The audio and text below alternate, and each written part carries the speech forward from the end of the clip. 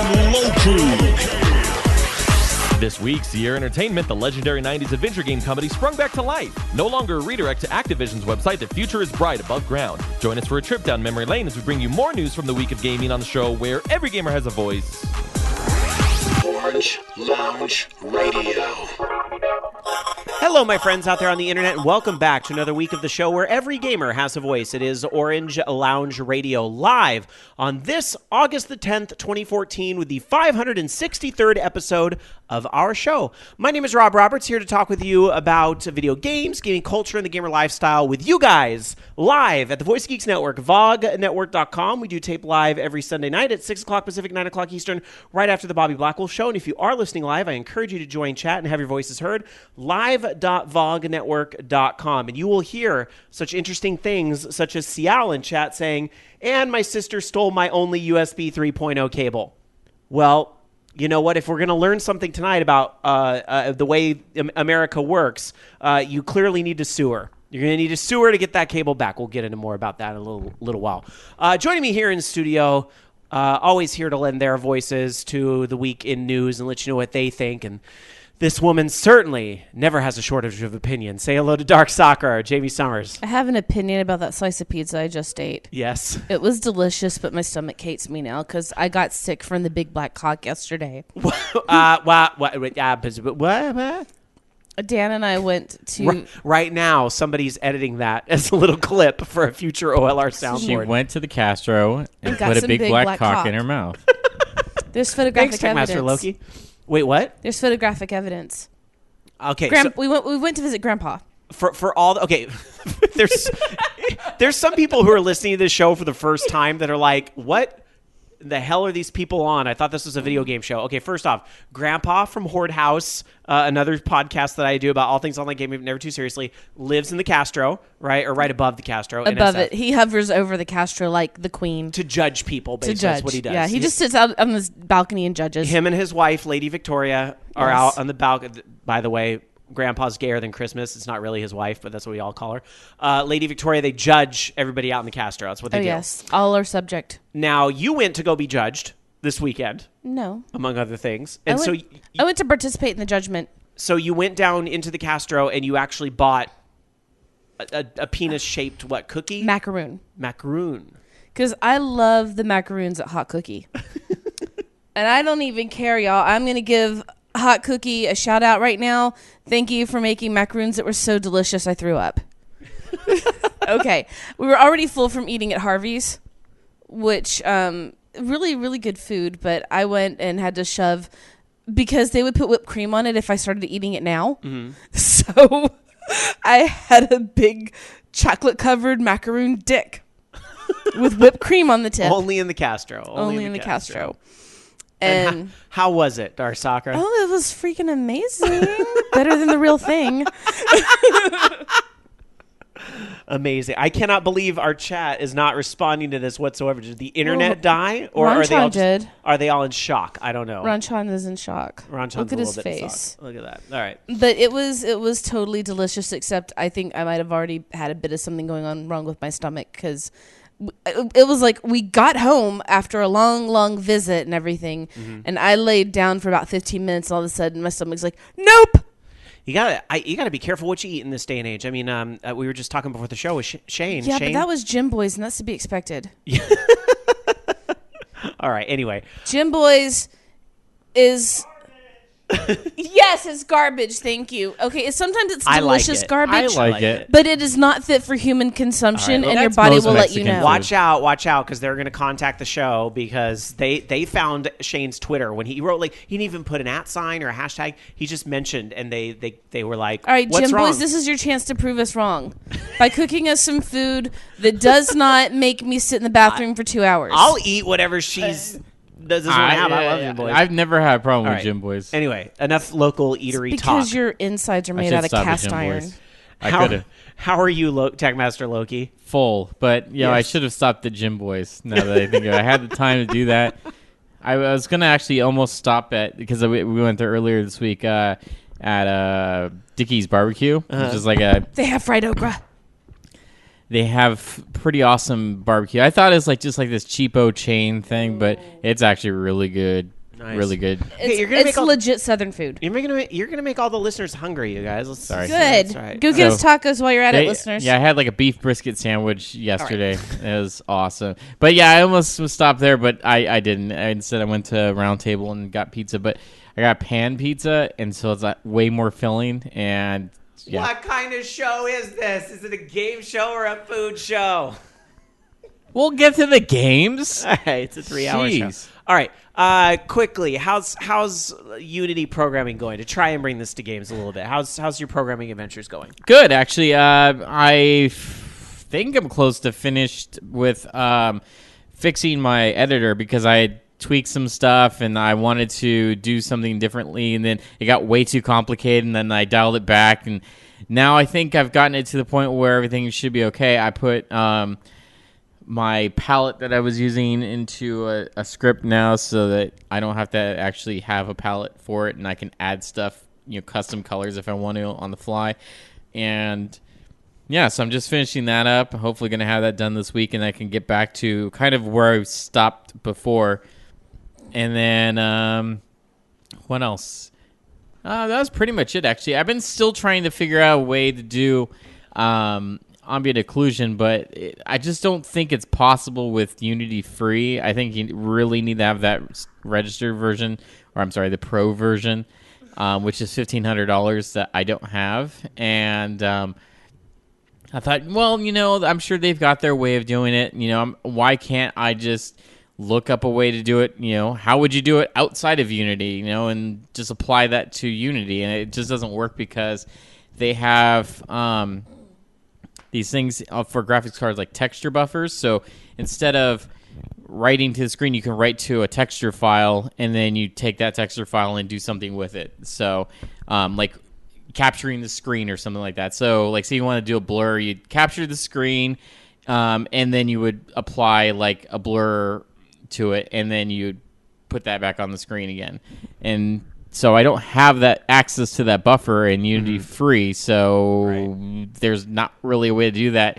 Or if there is a way to do that, it's incredibly slow and it just wouldn't work. Yeah. I've seen you out there trying to get help on Twitter and stuff, though, and like I know I see Tim sometimes answer some of your questions, and I'm sure you have other people out there too that are. Just because a lot of times I don't know what I'm talking about. Like I want it to look like this, but I don't know what that is, so I don't know what questions to ask. And and I got what was it, earlier this week? I ended up trying to get like depth textures to work, and I'm like, I don't even need that. Or it's just, I don't know. It just got it way too complicated. So now I'm just keeping it as simple as possible, just vertex colors, and I'll figure the rest out.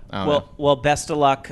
We look forward to. I think didn't we get something in the mailbag with like music or something? I never got that forwarded to me. I thought so. And if it did get forwarded, it might have gotten lost in the stacks of junk mail that I get. All right, I'll look it up again and send it over to you. Meanwhile, letting the chat room drive the show a little bit over at live.vognetwork.com. I see a lot of people talking about the big geek movies in theaters right now. Guardians of the Galaxy, obviously a big one. Teenage Mutant Ninja Turtles opened this past weekend. You guys, I never get out to movies anymore. We had a screening for Ninja Turtles on Wednesday, but I couldn't go. Because kids? Because of kids, yes. Have you seen Guardians? No, I really want to see it. I want to see them both. I'm going to sneak out at some point and do that. You still have, I thought you and Dan went to go see Guardians. No, Dan went to see it without me. What a punk. Because I was working. Hi, I have to earn money so that you can go see movies. So wow, we're all uncool. We didn't see. Did Shane's in the other room? Shane, didn't you see Guardians? Did you like it? Yeah, okay. Yeah, I mean, Shane's like everything, but why don't I just get up? Shane had to get up so he can come talk. I know. I'm getting him away from his Pokemon. Everybody. Too bad they didn't have a game tie-in with that. I mean, they have Disney Infinity, but it's not the same thing. Make sure that's on. And is it picking me up? We can hear you just fine. Okay, so Guardians of the Galaxy. Yeah, I saw it. How was it? It was good, except for the part at the end of after the credits. Oh, I actually read a spoiler on that. I won't say anymore. But Why? I'll say it. No, don't you dare. Don't It's been spoil out it. for like 2 weeks. No, don't. That's not It's cool. garbage. You don't need to stay for the end. Like, just leave when the credits start. You're not going to miss anything. For the first time ever in a Marvel movie. But you didn't see Teenage Mutant Ninja Turtles. No, I refuse to see that. Why? It is terrible looking because, like, from what I read, Everything I've seen on Twitter from Tiger Claw is like 10 of 10, A+, 100%. Okay, so he said all 3 of those. I think so. Well, there's your 3 reviews from one person. I'm going to see Teenage Mutant Ninja Turtles because I've seen them all. I will see Teenage Mutant Ninja Turtles because, and I've said this before, I'll see literally anything with Whoopi Goldberg in it. She's in there. Mm-hmm. Poor her. She plays the chief. They changed the gender swap the chief. Her and Will Arnett, I feel bad for. Stop. But no, I heard like the I watched, Turtles. It can't be worse than the one from the 90s. Come on. And the No, one from the 90s no. was really bad. Which one? The original, it was bad. No. But we all loved it because we were kids. No, it cannot. There's no way that the first 2 All right. movies at least will be worse It than was. this. But It had its that third movie was its garbage. 90s charm, I guess. I But- don't know. It wasn't terrible, but it was. I don't know. It was okay. I mean, granted, it's like okay. Ninja Turtles 2. Yeah, I they liked had a that. rap Had scene in Vanilla it. Who Ice. cares? That's what you I do like in like the- a 90s The movie. third movie had like ancient Japan. It was yeah, cool. nobody was liked kinda that cool. one. I liked liked it. it. Well, 2 people liked that one. Yeah, I'm But kinda- I'm in the- wait, no. That's why I'll like the new one. I liked Ninja Turtles 3. But This here's is, the no, this is why the first one succeeded because it took part of the storyline from the first comic, the original comic, yet blended it with what people expected to see with the less violent, more fun. I'd never realized this, but did you know that original Ninja Turtles movie was the highest grossing independent film of all time until Pulp Fiction came out in the Yeah. mid-90s? I never did. And I it didn't was realize that. done by, I believe the animatronics were done by Jim Henson. They were. But Yep. he expressed that he was not happy with how it turned out because it was too much violence. Yeah. Which I can. Here's I the thing. can Like, understand. I feel like just right now with the new Ninja Turtles movie, because I know they reference a lot of stuff from the new cartoon. And God, I don't even know how many I don't know different what's on the new shows that they cartoon. have now with Ninja Turtles. Because I know the one on Netflix right now. It's just like it looks like fucking terrible. It's like live action or something. No. Oh, that's the one that was on Fox then. That has the girl turtle. Then. Yeah, like And they had a Power Ranger crossover. Yeah, that is was totally weird. a Power Ranger thing, I but- liked the CG movie, by the way. But yeah, CG movie is awesome. And but here's the thing: is like I don't like a lot of the stuff like they're referencing. Oh yeah, that's this version of a Shredder. I'm like, what the fuck are you talking about? I don't even know what the hell you're referencing. Oh, it's part of the cartoon. I'm like, well, shit. I'm not a little kid anymore. I haven't watched all this Nickelodeon stuff. taking it back to games a little bit here because we were. But we're I starting ain't to go gonna tangent. finish. All right, finish. Hurry. Okay, I don't want to see it because I hear the turtles are only in about 40% of the movie. Really? Yeah, they only say cowabunga once, and come on, that's a Ninja Turtles thing. I am a little bit like I heard there's no Casey Jones. I heard there's no Casey Jones. No, well, Shredder's in it, but not. I keep wanting to say Shredder- Krang. I keep wanting to say Kraid, but I'm like that's Metroid. Stupid. Kraid is not in this movie. You're right. Okay, but Krang. Thank you. Yeah, and it focuses, I Or guess, Bebop mostly and Rocksteady. on April O'Neil, and apparently, I've never seen a movie with Megan Fox, All right. but she can't carry it. I guess. All right, look. What? All this stuff aside. We're just gonna get off topic in a minute anyway. Going back to Guardians of the Galaxy a minute, trying to bring it back to gaming. Would you play a video game based off? No, of- because I didn't even I had no interest really in the movie, but I thought it'd be fun to see. So those characters and Chris Pratt's acting really didn't do anything for me except for Groot. And if there was a Groot game, maybe I'd just play as Groot. He's You know, it'd have to awesome. have Rocket Raccoon with him. I love Rocket Raccoon because I loved him in the comics. I didn't know that was Bradley Cooper until after the movie. I was like, that just sounded But weird. to kind of bring it back, still, as definitely someone that has had a game already, but yet no movie. Deadpool. Now, the Deadpool movie, they're still trying to get some sort of hey, let's rally up on the That internet and clip was let's- awesome. It was fucking awesome. Okay, let's get that clear. Now, they're trying to rally support for that movie. I don't understand why they can make I don't know, all these really terrible movies, and yet, I mean, fuck. There was a Daredevil and Elektra movie, yet, we can't fucking make this really kick-ass Daredevil movie. I'm going to say something y'all aren't going to like me for, but it's how I feel. I don't want another goddamn comic book movie. I don't want none of them. I don't want Deadpool. I don't want any of them until I get my goddamn Wonder Woman movie. Which we practically are anyway. You and I both know that we would have That's huge about the reservations. most we're going to get to one. No, you know what I would rather see than a Wonder Woman movie? What? I want to see a Ms. Marvel movie. All right. Because Carol Danvers could kick her ass. Now, chatters are seeming to love this chat, so I guess we can entertain it here a little bit. Tiger Claw saying they greenlit the sequel to Ninja Turtles already. There's possibilities Casey Jones and Bebop and Rocksteady will be in the sequels. As Jonah Hunter Matt says, the original movies were campy, silly, and it held up at its time, and it played off the cartoon. My problem with the new movie is that it's forcing the campy feeling with big-budget special effects and trying to piggyback on the nostalgia factor. And the turtles are ugly. Let's just get that out. Rama says Casey Jones didn't show until much later in the comics. All right. Speaking of games, trying to get to games a little bit. One little tiny thing. I want to see them do a turtle movie that's like the original comics. That would be awesome. Super dark And bloody. Switching topics here for just a minute. Before the show, quickly, you were talking about a new TV show that you're into that's kind of like a game. Tell us about this TV show. The Quest. Okay, but most people are going to hear you say... How am I supposed to talk about the show if you interrupt me? Because you're going to say reality TV show, and it is a reality TV show. Everybody's going to be like, nope. So make it nerdy. Go. What is it then? What would it's an unreality TV show. Tell people why they should care, even though it's a reality show. It is a reality show, first of all, with no prize. So these contestants are competing for nothing. And they are in a fictional fantasy world where they live in a castle, and they are becoming paladins to save the kingdom from an evil force.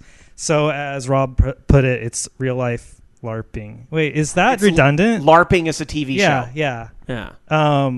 And it's really good, and it had a plot twist at the end of the second episode. The first episode made me uncomfortable to watch for a little bit because it's really awkward. But so not it's filming people LARPing, and then what they add special effects in post production and stuff, right? I've only seen at the very end of each episode is there special effects. Everything else is like actors and sets, and apparently there's going to be animatronic like monsters too. And it's just interesting to me. This is from the same network that last year brought us. Whodunit? Yeah, that was so good. Clue IRL, where they made it look like people legit died. Which like was when really contestants got voted off, or they didn't vote, but they lost, and when they lost the show or whatever, they got killed. Yeah, and it was awesome. There'd be a whole special effects team that would make it look like they actually got murdered. And then they'd have to investigate the bodies. That was cool too. But I gotta hand it to ABC. Even though they never let their reality shows last more than like one season, like they always have the best reality shows. Like I understand when people are like, I don't like reality shows because I don't like Real Housewives those are garbage. But like the stuff on ABC, like The Mole, was awesome. Just like think James of it Bond. as an elaborate game show. It's really what they are. Yeah, it's just an elaborate game show. And that's it. I mean, fuck. No one. It's just like the shit that they used to have like on Nickelodeon stuff. Like they weren't really raiding a temple, okay? Yeah, like those temple guards took those kids and never gave them back. And these people on the show, they take it so seriously. I think that's part of the reason why I get uncomfortable watching it, because I don't do anything like that. I don't role play. I don't do Dungeons and Dragons or anything like that. So it's very awkward to me to see these people get so into it. But at the same time, there's been some really good, like, heartwarming moments because of it on this show. But now you heard that it's already coming back for a second season. They are casting or have finished casting for the second season. Wow. So in case it does come back, because they said they have at least...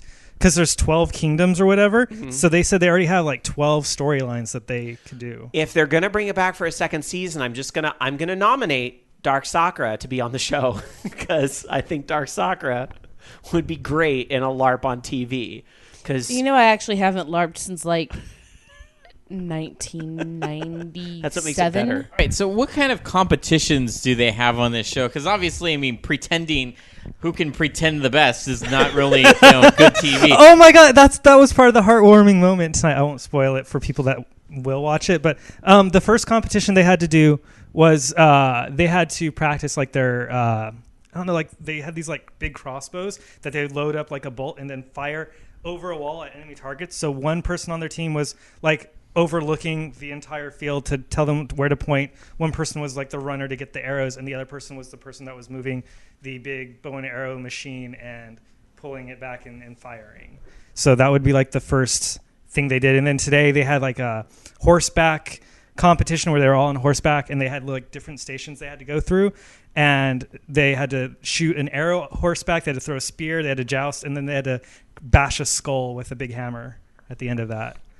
Looking in our chat room over at live.vognetwork.com, ActDef says Legends of the Hidden Temple Cross Survivor. Somebody kickstart that. They had that, didn't they? It was called Eco Challenge, right? Wasn't it on? Is that what it was called on Discovery Kids? How is that's not like Legends of the Hidden Temple. It was like there were no Survivor temple guards. It was Survivor for kids. Yeah, but I don't think that's the part where he's saying Legends of the Hidden Temple. Whatever. All right. Anyway. You would have said Kids plus Survivor, and then you'd be like, oh, Kid Nation. That was a good show. All right. Anyway, we got to get to video games, so we are going to get to our gaming weeks. Shane, before you leave us and say goodbye, I know you're playing Pokemon now, but what other video games you've been playing this week? I just finished Dragon Age 2, like a complete Oh, you finished playthrough. it? Mm-hmm. You ready for I Inquisition? spent like 52 Who'd you hours. romance? Fenris. Yes. Who else would you romance in that game? Maybe Fenris. Isabella, maybe Meryl, but no Fenris. You know what? If Varric though was a possibility, I would have gone that way. He's pretty funny, but I tried Fenris is hot. I tried to romance Meryl. She's fun. I love her. Because I mean, Eve Miles. Hello. I don't know. Know who She you was in romanced in Torchwood. Saints Oh, I Row don't 4? know. But Everyone. But That's my then game. she like started really pissing me off, and I was like, oh, Fenris. For Dragon Age 2, for all the people that hate that game, I don't understand now because I've gone through it. Yeah, there's a lot of repetition in your locations you go to, but the story was actually really, really good. And the companion dialogue and writing, I might say it rivals Mass Effect in terms of characters I like to play alongside. I think they were probably written better than most characters in other games. Definitely better than the original Dragon Age characters, at least. But loved it. Oh my god, how could you stand romancing Anders? Creepy. No, I killed him. Spoiler, I killed him. But I that let him live, but in my brain she went back and killed I stabbed him later. in the back with a knife. And it's like a 3-year-old game, so it's okay. That's really it that I've been playing, though. But I did do everything. You excited for Inquisition? Yes, I am ready How for do you it to be November 7th. How do you feel about that delay? I don't care if it makes it better. It's fine. I'm ready to go romance Dorian because he's the gay romance in the game. I want to romance Vivian. Believe it or not, a story that somehow didn't make our show roll tonight, but I'm sure you and Jamie have something to say about it, so I'll bring it up now. It was announced this week that Casey Hudson, the producer of Mass Effect, Oh yeah, left the company. How do you feel about that? good for him. And I never hated him. I never understood all the hate for him. So I'm sad because at least he was a constant there. And Just don't put him in charge of any more games. I'm still fine with all the stuff he said or did for Mass Effect. Yeah. Like, without him, we could have had a completely different game that may have been quote unquote worse. But we also could have had some story consistency. If you squint, it's pretty consistent. Aren't we scapegoating with that, though? I mean, and I see this Because happen. it's not just him. I wasn't see this just happen all him. the time with like Warcraft. But when you're what was he the that creative is director? just that one guy. When you're the creative director, you have to be the conduit from which all creativity flows, or through which all creativity is coalesced into a final thing. Some comments in chat for Shane before you go. ActF says, Shane, opinions on the new Mega Pokies revealed. And Fifth Dream says, cosplay Pikachu, motherfucker. Cosplay Pikachu. That's a stupid name. I don't care about any of the new Megas except kind of like Mega Salamence because he turned into like an airplane. Or he kind of looks like I guess people are saying like Star Wars, like a Star Wars insignia, but I think he kind of looks like a Cylon Raider. So if I will. What am I saying? When I get my Salamence and I get his Mega Stone, I will name him something Battlestar Galactica related because he totally turns into a Raider. And cosplay Pikachu, worst name ever, but I'm totally going to use the Lucha Libre, whatever, the Lucha Pikachu, so I can see the awesome flies up into the air and then does like a belly flop on them, the flying press move. Love that. Or maybe I'll use Bell Pikachu because that one's silly and looks like a Southern Belle. All right. Anything else you want to share with us before you go back to the other room to To play breed more Pokemon? To breed Oshawotts, which I you've been doing have for like 3 months. Bred like 800 Oshawotts now with no shiny. So that shiny Is it called charm? Auschwitz. Oshawott. Okay, I was about to say because I might be offended in a moment. Oshawott. No, he's Big he's an difference. adorable little sea Big otter. difference. Okay. I've bred like 800 of those now, and I have a shiny charm, and I still have not got a shiny Oshawott. So there are a lot of like underprivileged kids that are getting Oshawott coats this Christmas because I'm going to kill them all. You should make a coat out of them. Yeah, I'm gonna make a whole bunch And because I have 800. And you'll fur-line your house. And What? Oh, yeah, I'm also gonna make slippers because those are year-round. so Because I'm gonna keep making oshawotts. By the way, we need Kickstarter for Final Fantasy 14 so people can give me money to make my room. Why would we give you money to make a room? Because you love me. Because people would give money to someone to make potato salad. My cause is True. far worthier than potato salad and cosplay combined. Potato salad's gross anyway. All right. It's delicious. Thanks for dropping in, Shane. Come say hi if you have something to say later, which I'm sure probably you will. won't. All right. Unless it's something. Is it about? Do you have a Power Ranger story again this week? I do not have a Power Ranger story again this week. Skylanders? No. We already talked Dragon Age and Mass Effect. I don't know what else I'm about. So Yeah, you never know. You never know. All right. Let's move around with the rest of us. And how was your gaming week? What types of video games have you been playing this week? Dar Sakura. I've been doing Sylph quests over and over, and I'm getting sick of the stupid Sylph quests in Final Fantasy 14. I kind of forgot to play Bravely Default because I've had lots of stuff going on. I'm playing a lot of Bejeweled for some stupid reason because I'm really good at Butterfly mode in Bejeweled 3. And It's one of those games you can just really easily zone out to, you know? yeah. That's what makes those PopCap games so addicting. Like, they're all zone out games. Yeah. I don't know. I just really... It's been kind of a weird week because I got really, really good news, and I was so excited I couldn't sit down. Well, that's good, though, right? Yes, it is, but I'm not going to tell anybody yet. All right. You keep it to yourself. You know what it is. I do. I got really shitty news this week, and you know what it is, but I don't want to talk about it either. So there you go. We're even, I think. Not really.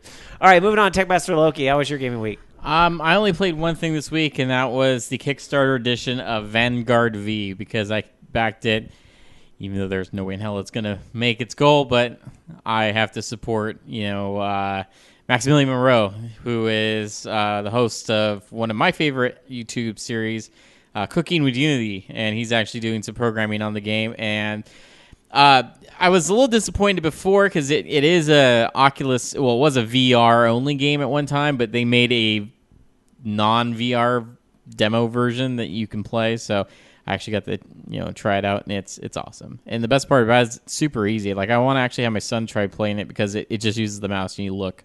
And that's it. There's no fire button, no nothing. It just move and look. Or Nice. just look, actually. And it moves where you look. But the soundtrack's pretty sweet. And I don't know, it's just a fun game. It's like a rail shooter. That's it. That's all I played this week. I played a few things this week. I played more of Crypt of the Necrodancer, which I talked about a little bit last week, which I'm having fun with that one, even though I'm still not sure I've completely figured out what I'm doing, because it's one of those games where you have to kind of you learn more about the game the further you go and like what the items really do and stuff. Like, there's not a whole lot of tutorial in the game. I mean, in the very beginning, you kind of figure out, move to the beat of the music, but you have to kind of unravel everything else. But as a roguelike, that's what it should be. But anyway, I talked a lot about that last week, so I'll leave it at that. This week, I've been playing more of, believe it or not, Fez. Which I know is a couple years old at this point, but it just came out on PlayStation 4, and it was free on PlayStation Plus. So I'd given that game a whirl when it was originally out on Xbox 360, so I decided to give it a whirl again on PlayStation 4. And this time, I'm going to fully admit, I'm using a guide to get help a little bit with some of it, so I can just, some of the puzzles are really, really, really, really intricate in the game. So I kind of like being able to take it a little more at a casual difficulty, if that's even calling it that, by using a guide to kind of help me when I get stuck. And now that I'm able to explore more of the world than I did the last time, I like what he did in like some of the zones. There's this one area that I went into that I don't remember what it was called, but it's like this. The graphic style suddenly goes from the 8-bit pixelation thing, to a more CGA monitor from like the 1980s that only shows it only shows 4 colors: white, black, magenta, and cyan, right? There's a whole cave where the music, which is actually Fez's strongest point out of everything, is the music is great in that game. You have to like jump up the little platforms. It's in like a Mega Man level style thing to the music. And I don't know, thought that was a frustrating, but at the right level of difficulty little thing to get through as a platforming thing. So, yeah. So Fez has been kind of fun to re-explore on PlayStation 4, so I've been doing that. Robert M. in chat over at live.vognetwork.com says, I just downloaded Fez from PlayStation Plus as well, but haven't touched either that or the one I got in the Humble Bundle. And Black Wolf says, yeah, I revisited Fez too. So yeah, I think there's a lot of people revisiting that this week. Ragenator says, I played Wing Commander 3 too. I forgot about that. That's the Origin game right now, right? The free game on Origin is Wing Commander 3. I got to pick that up. That was like Malcolm McDowell and Mark Hamill and shit doing the live acting. Like that was like the pinnacle of like 90s full motion video games, which console gamers remember from like Night Trap and Sewer Shark and that stuff. But there was a whole mess of PC games that did that stuff. You guys know there was a remake of Sim City that I always love to make fun of on this show because it was so poorly acted and overacted with the whole like news report on SimCity Action News and all that, right? That was a CD-ROM game. Mega Race, I know that's one you really liked, right, Loki? I love Mega Race. Right? And then there were just some really awesome ones. This we'll get into a little later in the show. One developer that really got into this a little bit was Sierra. And like I think of games like Phantasmagoria, which I'm pretty sure you've done as a classic game of the week in the past. Yes, I have. Dark Sakura, which was really ahead of its time in some ways. So yeah, anyway. Now I'm going down nostalgia lane with these 90s CD things. But yeah, Wing Commander 3, I got to check that out because that was really the peak of all that. The other game, I actually spent quite a bit of time with this. A friend of mine recommended this to me, and I dabbled with this game, I think it was last year, or maybe it was a year and a half ago when it first came out, like in the beta. I dabbled with it a little bit, but I was playing way too many other MMOs at the same time, because that was when 14 Realm Reborn was new, and I was still into Warcraft. Well, now that I don't play 14 as much, and I canceled World of Warcraft, I have time to add a new MMO in the rotation, so I checked out Neverwinter. Was the game I decided to check out, which is free to play. Perfect World, I believe Arc System Works. Those guys put this one out as a free to play, and it's in Steam if you want to check that out. And it is an MMO. But because it is free to play, they do have the premium currency that does things like name changes and stat rebalancing. And now, granted, I only got a character to level 5, so I haven't seen a whole lot else what you can buy with it. But I'm assuming, based on some things I've seen, there's like fashion outfits that like what your character actually looks like as opposed to the armor you wear. I'm sure a lot of that is premium as well. But I got to say, being a fan of Warcraft for so many years, I like that Neverwinter has a lot of the same tropes, but I like that Neverwinter also felt kind of action-y, which, it is obviously based in the world of Dungeons & Dragons, so if you play D&D, you'll see some familiar things that you know from D&D, like the rolling of stats, and a lot of the classes are very classic. A lot of the races, like half-elves and things, are things you would see from D&D. So a lot of that is in the game, but I liked that, it felt almost kind of action-y, like, I was playing a mage in the game, and I'm like, I'm going to channel my ice and freeze this mob, and he's frozen, so now I'm going to quick swing my mouse over this way, and I'm going to hit this guy with magic missile and attack the darkness. Okay, I wasn't really attacking the darkness, but I had to throw that out there somewhere. But some of the fights in there were kind of fun. Like I did this thing in the very beginning that kind of felt like a one-man instance because I had like a little another little guy with me, and I was running through the little instance, and there was like a boss monster, and I had to like freeze him. That I'd run away a little bit and fire a magic missile, and then freeze him again. So that was kind of fun. So I gotta admit, I wasn't expecting much out of Neverwinter because it is free to play, but I was pleasantly surprised with how well put together and how fun it was. Keep in mind, I've only experienced through like level 5, but that was still a good, couple hours of entertainment the other night. So yeah, Neverwinter. Good times. I like that. Dungeon Buster in chat says, whoa, Neverwinter. Yeah, I know. It was kind of random, huh? Dungeon Buster also says, a lot of the costumes are premium in Neverwinter. Yeah, I figured that was going to be as much.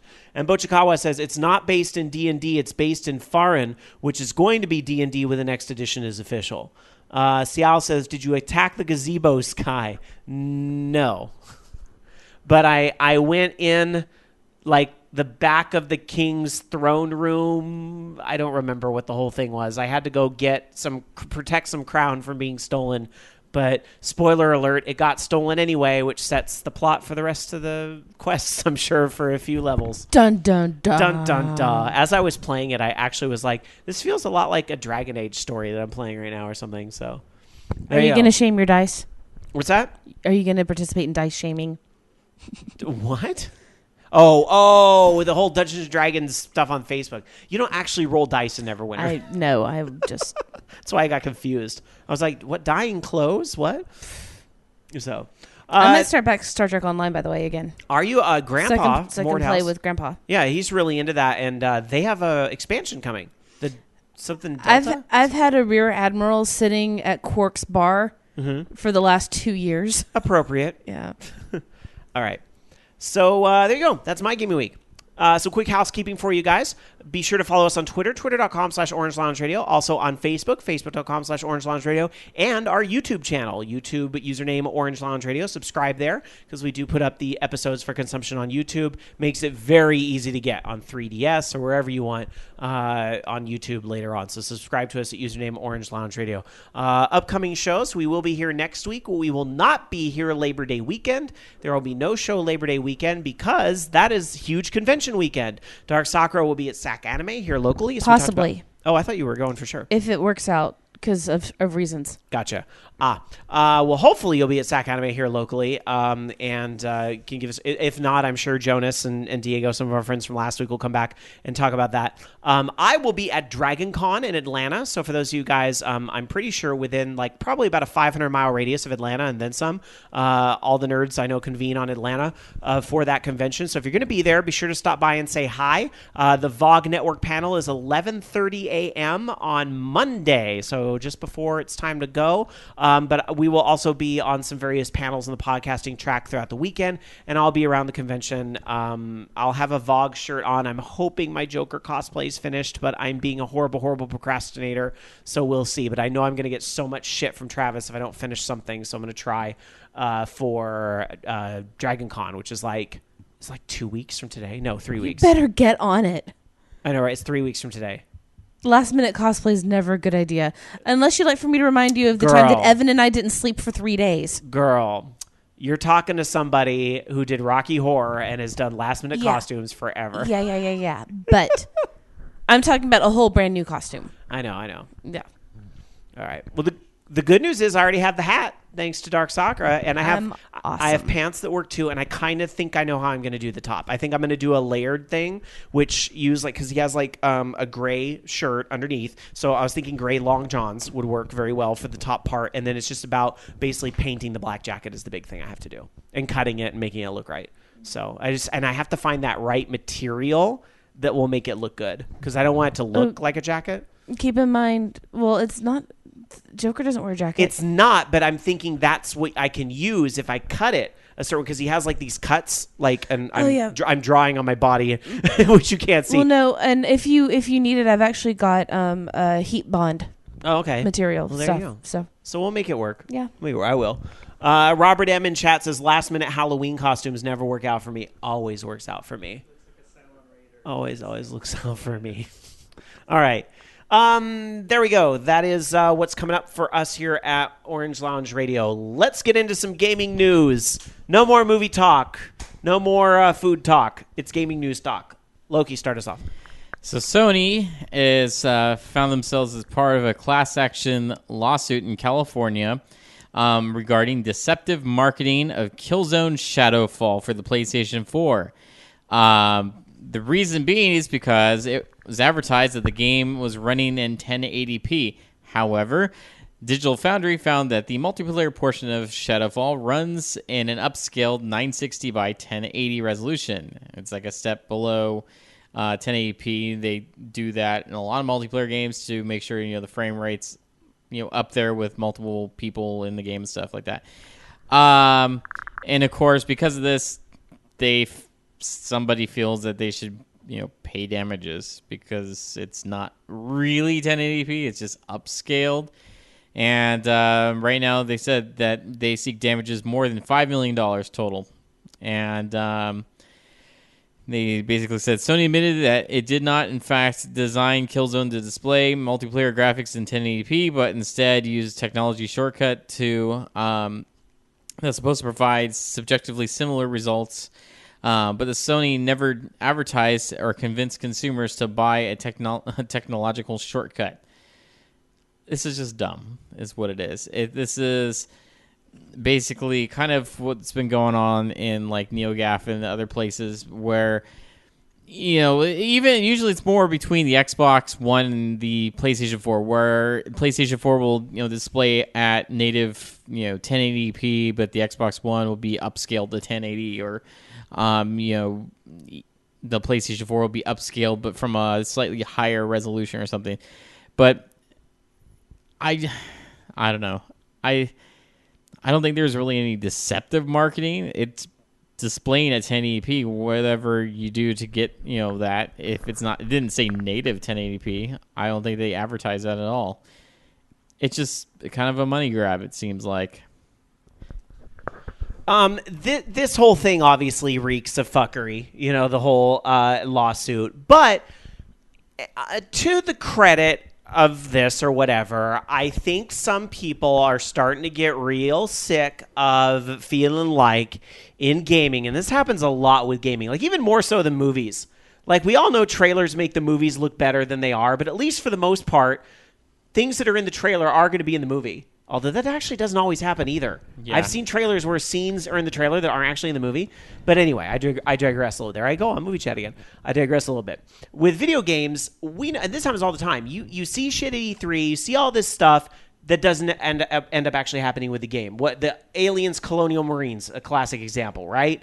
Everybody was expecting one thing and got another. And unlike movies, video games are such a pre-order heavy industry that one could argue that a lot of this stuff really does kind of influence people's purchases. And to kind of go along with everything, this company isn't or this law firm isn't this is the first lawsuit that they've done in the gaming industry. For example, they also had a suit against Zynga for, I guess, there was some information leaked out of Farmville or something like that, personal information.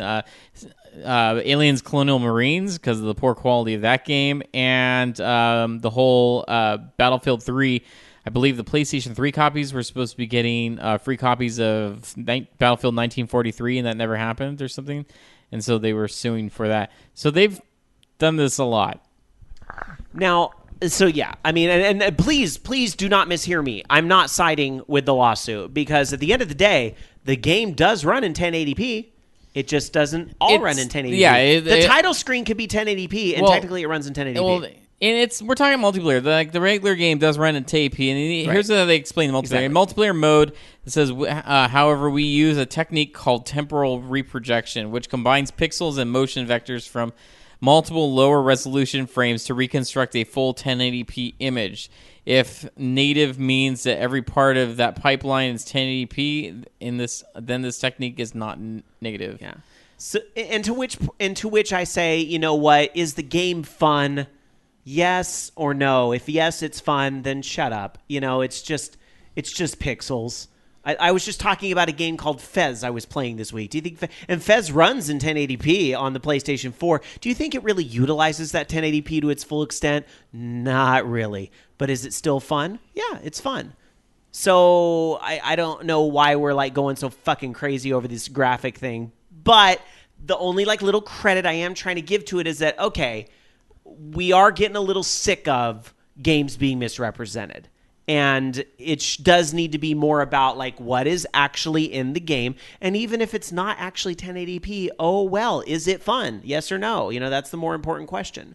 So anyway, but as far as this lawsuit goes, it's ridiculous and seems very frivolous to me, in my opinion. Like many of them. Unfortunately, which, as Loki pointed out, seem to all be coming from the same place. And I don't. Can a judge call them out in court on that? Probably not. Well, I guess no, the they judge can do what they they can want. throw out a case as being frivolous. Yeah, but can a judge tell a company like, I notice you have a tendency to do this type of shit, and you really ought to knock it the fuck off? I guess only judges. I don't think they can put them under investigation for potential disbarment for abuse of. Like what happened to Jack Voldemort. Yeah, I guess. Well, but I think in this case, though, it's a legitimate, I guess, concern, but is it that important? No, I don't think it's that big a deal. But,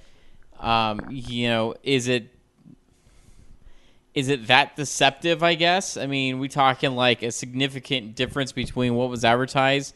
Now, and I'm not saying, 1080p, native, like on the box or something like that, versus what's actually being shown. But are the visuals that different from what was being shown in like trailers and stuff like that?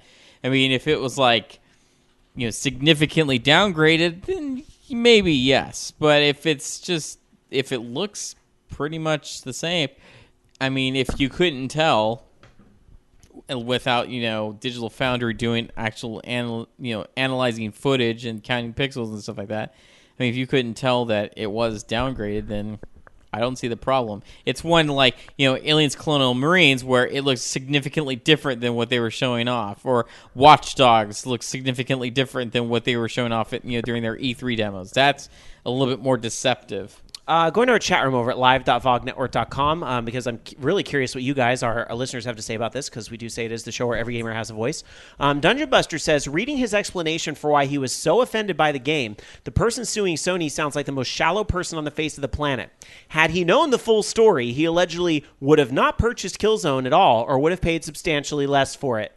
And I think we're all sitting here going, yeah, right. And Bochikawa simply says, first world problems. Cial says, Jack Voldemort, a lawyer turned dark wizard. I forget. We haven't brought this guy up in a very, very long time, and for good reason. And that's good, because as soon as you bring him up, then he comes back. I will, for our newer listeners, Jack Voldemort was our name for Jack Thompson, a very famous, at least a few years ago, anti-video game lawyer. This guy was, in my opinion, batshit crazy. Yes, Darksire? And he hated iced tea. And he was just, but he ended up getting disbarred in Florida, but we always called him Jack Voldemort because we felt he was an attention whore, and we didn't want to help get his name out there. So, oops, we broke that a little bit tonight. But for reference purposes only did I say his real name again. Now, if I see an article with his name in it tomorrow, I'm blaming you. Yeah. And I will deserve it. I will take my beatings with your shoe or whatever you're going to hit me with, because, I shouldn't have brought it up. But for the sake of the listeners, I wanted to remind them where that comes from. All right, let's move on with some more stories. I'm surprised he's not involved somehow. It doesn't have anything to do with violence. Yeah, I guess that's true. This is some news that has some people disappointed, but these things happen in the industry. People move on to new jobs, right? We just talked about Casey Hudson with BioWare a little bit ago. Well, also this week, Nintendo lost Dan Adelman. And if you don't know who Dan Adelman was, he was big on indie developers and getting them to work with Nintendo of America. Because after all, the Wii U, especially when it launched, really did have a pretty strong lineup of indies. And to be fair, it's continued to have a pretty good strong lineup of indies on the console. And I think we've heard about that the Wii U shop is pretty easy to work with. But we also saw that Dan Adelman would sometimes be a little bit vocal in some of the challenges he would face with Nintendo. And at one point, he got squelched by the Big N and didn't use his Twitter anymore. But all of a sudden, earlier this week, he just let the floodgates loose and was talking everything. It was a very honest conversation. He wasn't anti-Nintendo in anything he was saying. Don't get me wrong. He's very kind to them in his departure, but he says he's very excited about the future as well.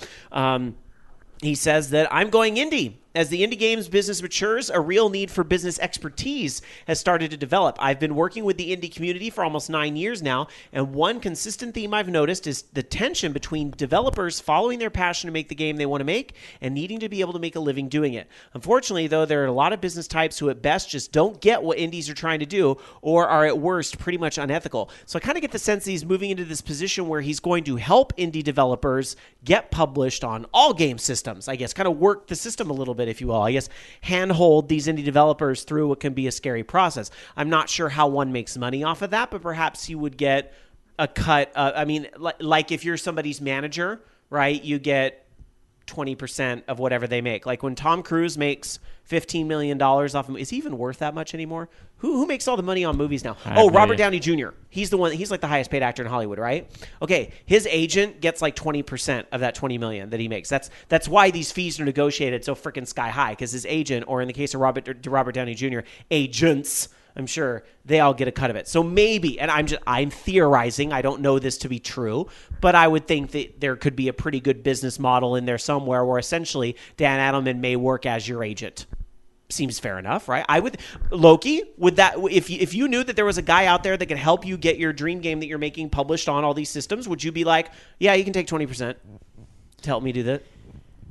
No, because, well, here's why. Because it's so easy to do that. I mean, it's easy to register with these companies and, get it published. I mean, with Unity, you can just export to, all these different game platforms, and it's, signing up there. And hell, if it's gonna be really hard to sign up with Nintendo, then fuck it, I just won't do it. Oh, darn, everyone. Well, now in the tweets, I get the sense, and he's swearing up and down that Nintendo is not going to suddenly stop supporting indies. I get the sense, again, from his tweets, I'm hugely paraphrasing here, that he seems like, I helped that relationship with indies, and now it's going to stay that way. Like the door is open for indies, Nintendo gets indies now, and we're going to continue to have this relationship. That's the impression I get from what's going on. And that's a good thing. I'd like to see... They might see other people, though. Yeah, but that's okay. I like to see the indies flourish on all the consoles. I mean, the indie development is very important. Without the indie scene, you would not have something like Minecraft. You would not have something like Crypt of the Necrodancer I talked about earlier on the show, or Rogue Legacy, which I've talked about at length on previous episodes. I mean, everybody's played an indie game that they like probably an unhealthy amount, right? So... Anyway, best of luck to him in his travels. I hope that, if he is moving into something that's an agent role, that could be a very good thing for all game consoles, not just Wii U. So I do hope that's a good thing. Let's move on. Dark Sakura. Well, this is not quite so indie. This is possibly the resurrection of a name lost to our past. There has been a teaser up from Activision about Sierra's return. And, I mean, keep in mind, Sierra did King's Quest, Space Quest, You Don't Know Jack, Half-Life. So... Originally, yeah, Sierra published the first Half-Life, yeah. I believe. Yeah. And the expansion. Yep, and I mean, there was the big rivalry going on with... LucasArts and Mythic and all that, but there's a chance they might come back. There is maybe a classic game being rebooted, who knows, but maybe Activision will go away and we'll get Sierra. That would be great. Rebranding. We're going to be someone that sucks less. Can I put on my tinfoil wishful thinking hat? Oh, do it. Please? Okay, so do you guys remember Telltale was working on a King's Quest game, a King's Quest reboot, but then it was mysteriously canceled. Could this be the reason why, fingers toes crossed, Return of King's Quest? Probably. That hopefully is more like King's Quest 4 or 5 and less like the later King's Quest games, which were kind of hot garbage. I'm hoping it's something like that. That would be fantastic to see something like that come back. Maybe people are looking at Telltale's success, because Telltale has had a lot of success. I know the Jurassic Park game kind of got reviews, but clearly Walking Dead, phenomenal, right? Does very well for them. Lots of good things about the Fables game, The Wolf Among Us.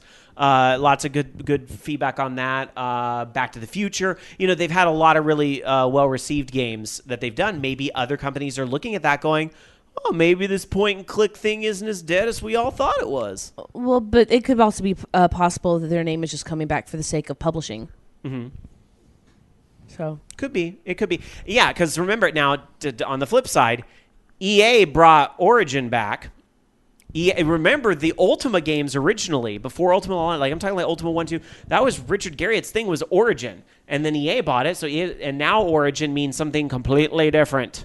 So hopefully that's not what's happening with Sierra. Like, because I'm like, Activision doesn't have a storefront right now. Please don't let it be that.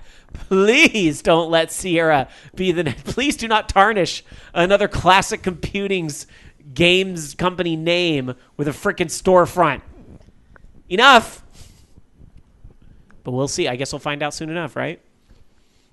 Bobby Blackwolf yelling out some other games they did. They did a few non-Quest games. The Colonel's Bequest, Codename Iceman, Jones in the Fast Lane, love that one. Oil's Well, Mixed Up Mother Goose, I keep wanting to say Incredible Crisis. Incredible Machine, that was a Sierra game too. Yeah. Curse of Dr. Brain, loved those games. The Dr. Brain games were amazing. Island of Dr. Brain, those games were freaking great.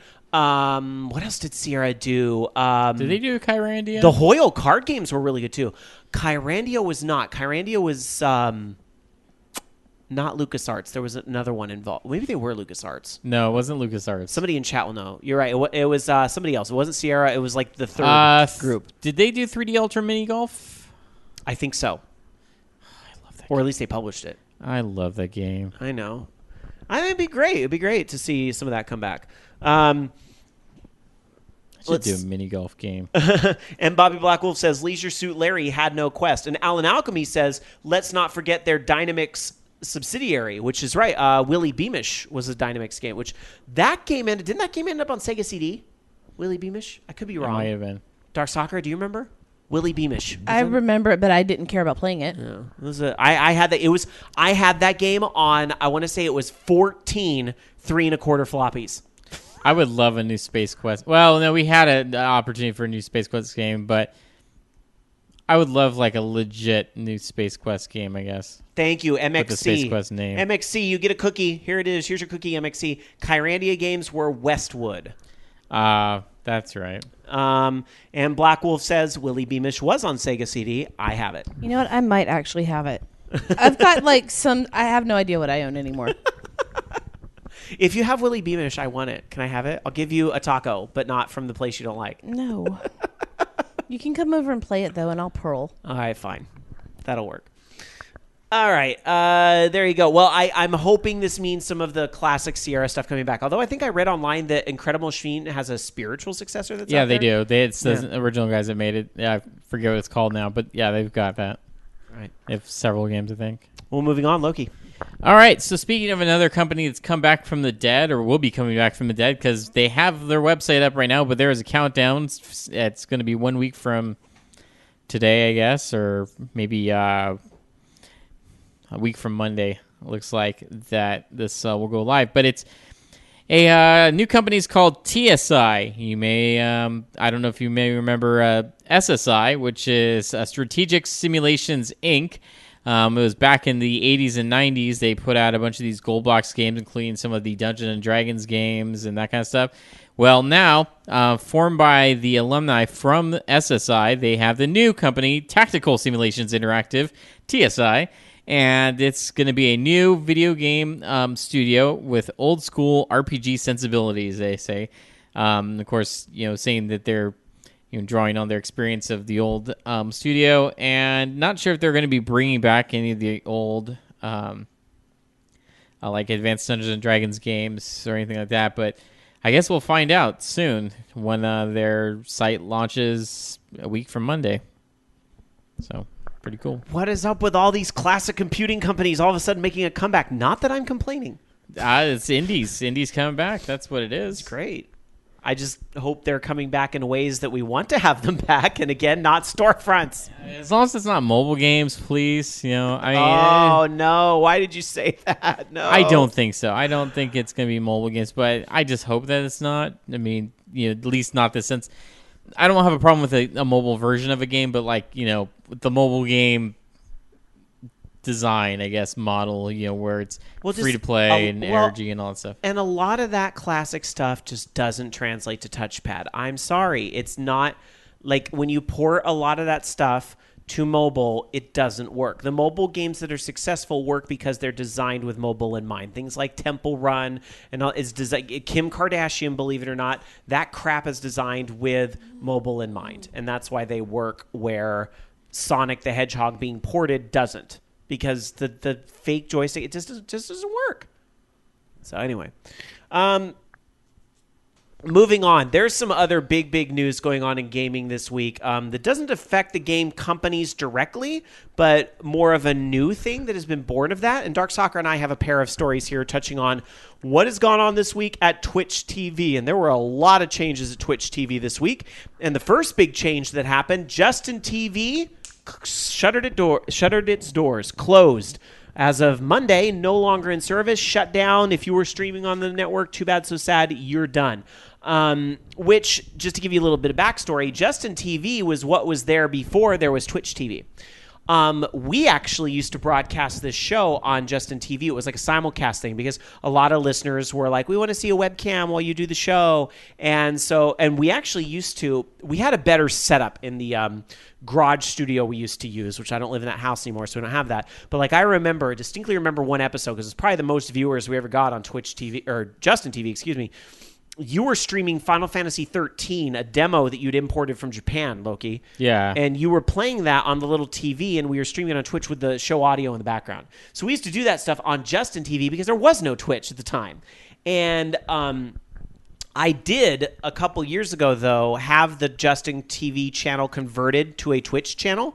So I believe some of our OLR archive stuff is still there at like Twitch, Orange Lounge Radio, but I'm telling you, it's like really, really old stuff.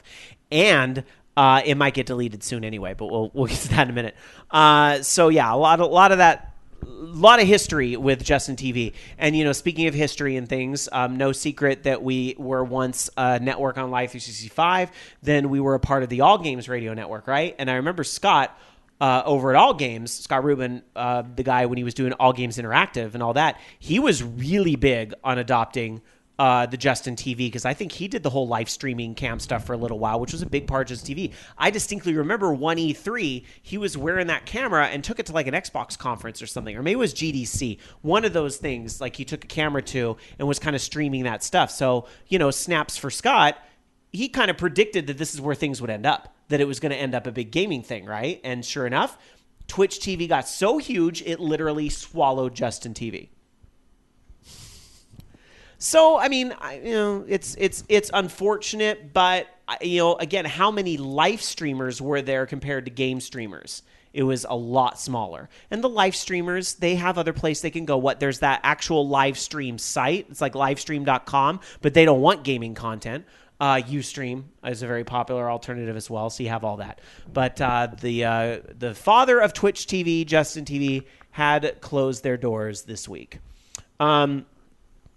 Let's see. Ragenator says, speaking of OLR simulcasting, will you three bring back the simulcast, please? I'm iffy on it. I just don't think it's Orange Lounge Radio, not Orange Lounge Video. When I have a compelling reason to use video, then we'll do it. But we're putting together... It's also the bandwidth. I don't know if it can handle... I kind of like the fact that people... And don't get... We have a YouTube channel, but a lot of that is for ease of consumption because YouTube is on every single stinking device. It's really easy to get a YouTube of the show as opposed to downloading an MP3 of the show on your 3DS, right? You can't do that. You can't download an MP3 of the show on your Vita very easily, but you can bring up the YouTube channel. So I sort of see OLR on YouTube as that type of thing. And for those that do want to watch, Jason does take the time to enhance the videos and kind of does that. But I also get emails from people that are like, I listen to you guys at work.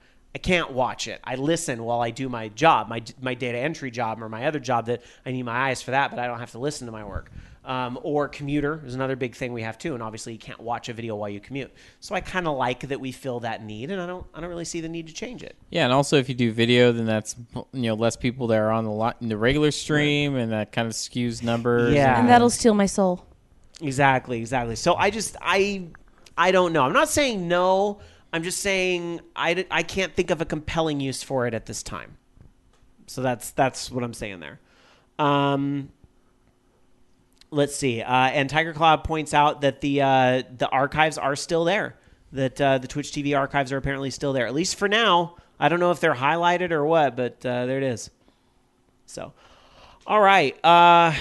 Moving on, a related story with all this. So that happened first, and then what, Dark Saga? Well, now after all of the crap going on and I'd probably say the fallout from what's going on with Twitch, they are working. Well, I don't know if it's there yet. It looks like they're going to be putting up an appeal button so that for anyone who's been affected by that copyright issue, they're going to be able to appeal it. In fact, the direct quote coming from De Pietro, who is the VP of Marketing and Communications at Twitch, It says we're deploying an appeal button for VODs that have been flagged for copyrighted music by the new audio recognition system. We recognize that the system is not yet perfect. We want to make the system as fair and unobtrusive as possible, and we greatly appreciate your help. He didn't say anything about how it works. He didn't say anything about response time. There's no big FAQ on this or anything. Just that there's a way to appeal it, which doesn't really help people much. So there's that. I honestly think that it's just throwing a bone and that, yeah, they may review it, but they're going to, listen to who has more money. So. There's a lot to say on this, and I'm sure you guys have comments in our chat room as well over at live.vognetwork.com. And Loki, I'm dying to know what you think too, but I'll start. This may surprise you, my initial thought on this, but listen to what I have to say on this. I support Twitch doing this. That's right. I said it. I am totally fine with Twitch wanting to get the copyrighted music that people play in the backgrounds of their streams while they're playing video games off of the network, because that's not what the network is about. Totally support that, actually. I think if that's what you're relying on for the content of your stream, if what you're doing as you're playing the game is not compelling enough that you need to have music in the background to make your stream more interesting, if that's what you're doing on Twitch, then guess what? Step up your game. Wake up call. It's not interesting and it's not legal. So, sorry, I know that's a painful thing to hear, but that's the reality of it, is that, you know what? Try banter. Get a friend to stream with that you guys can talk while you're playing the game.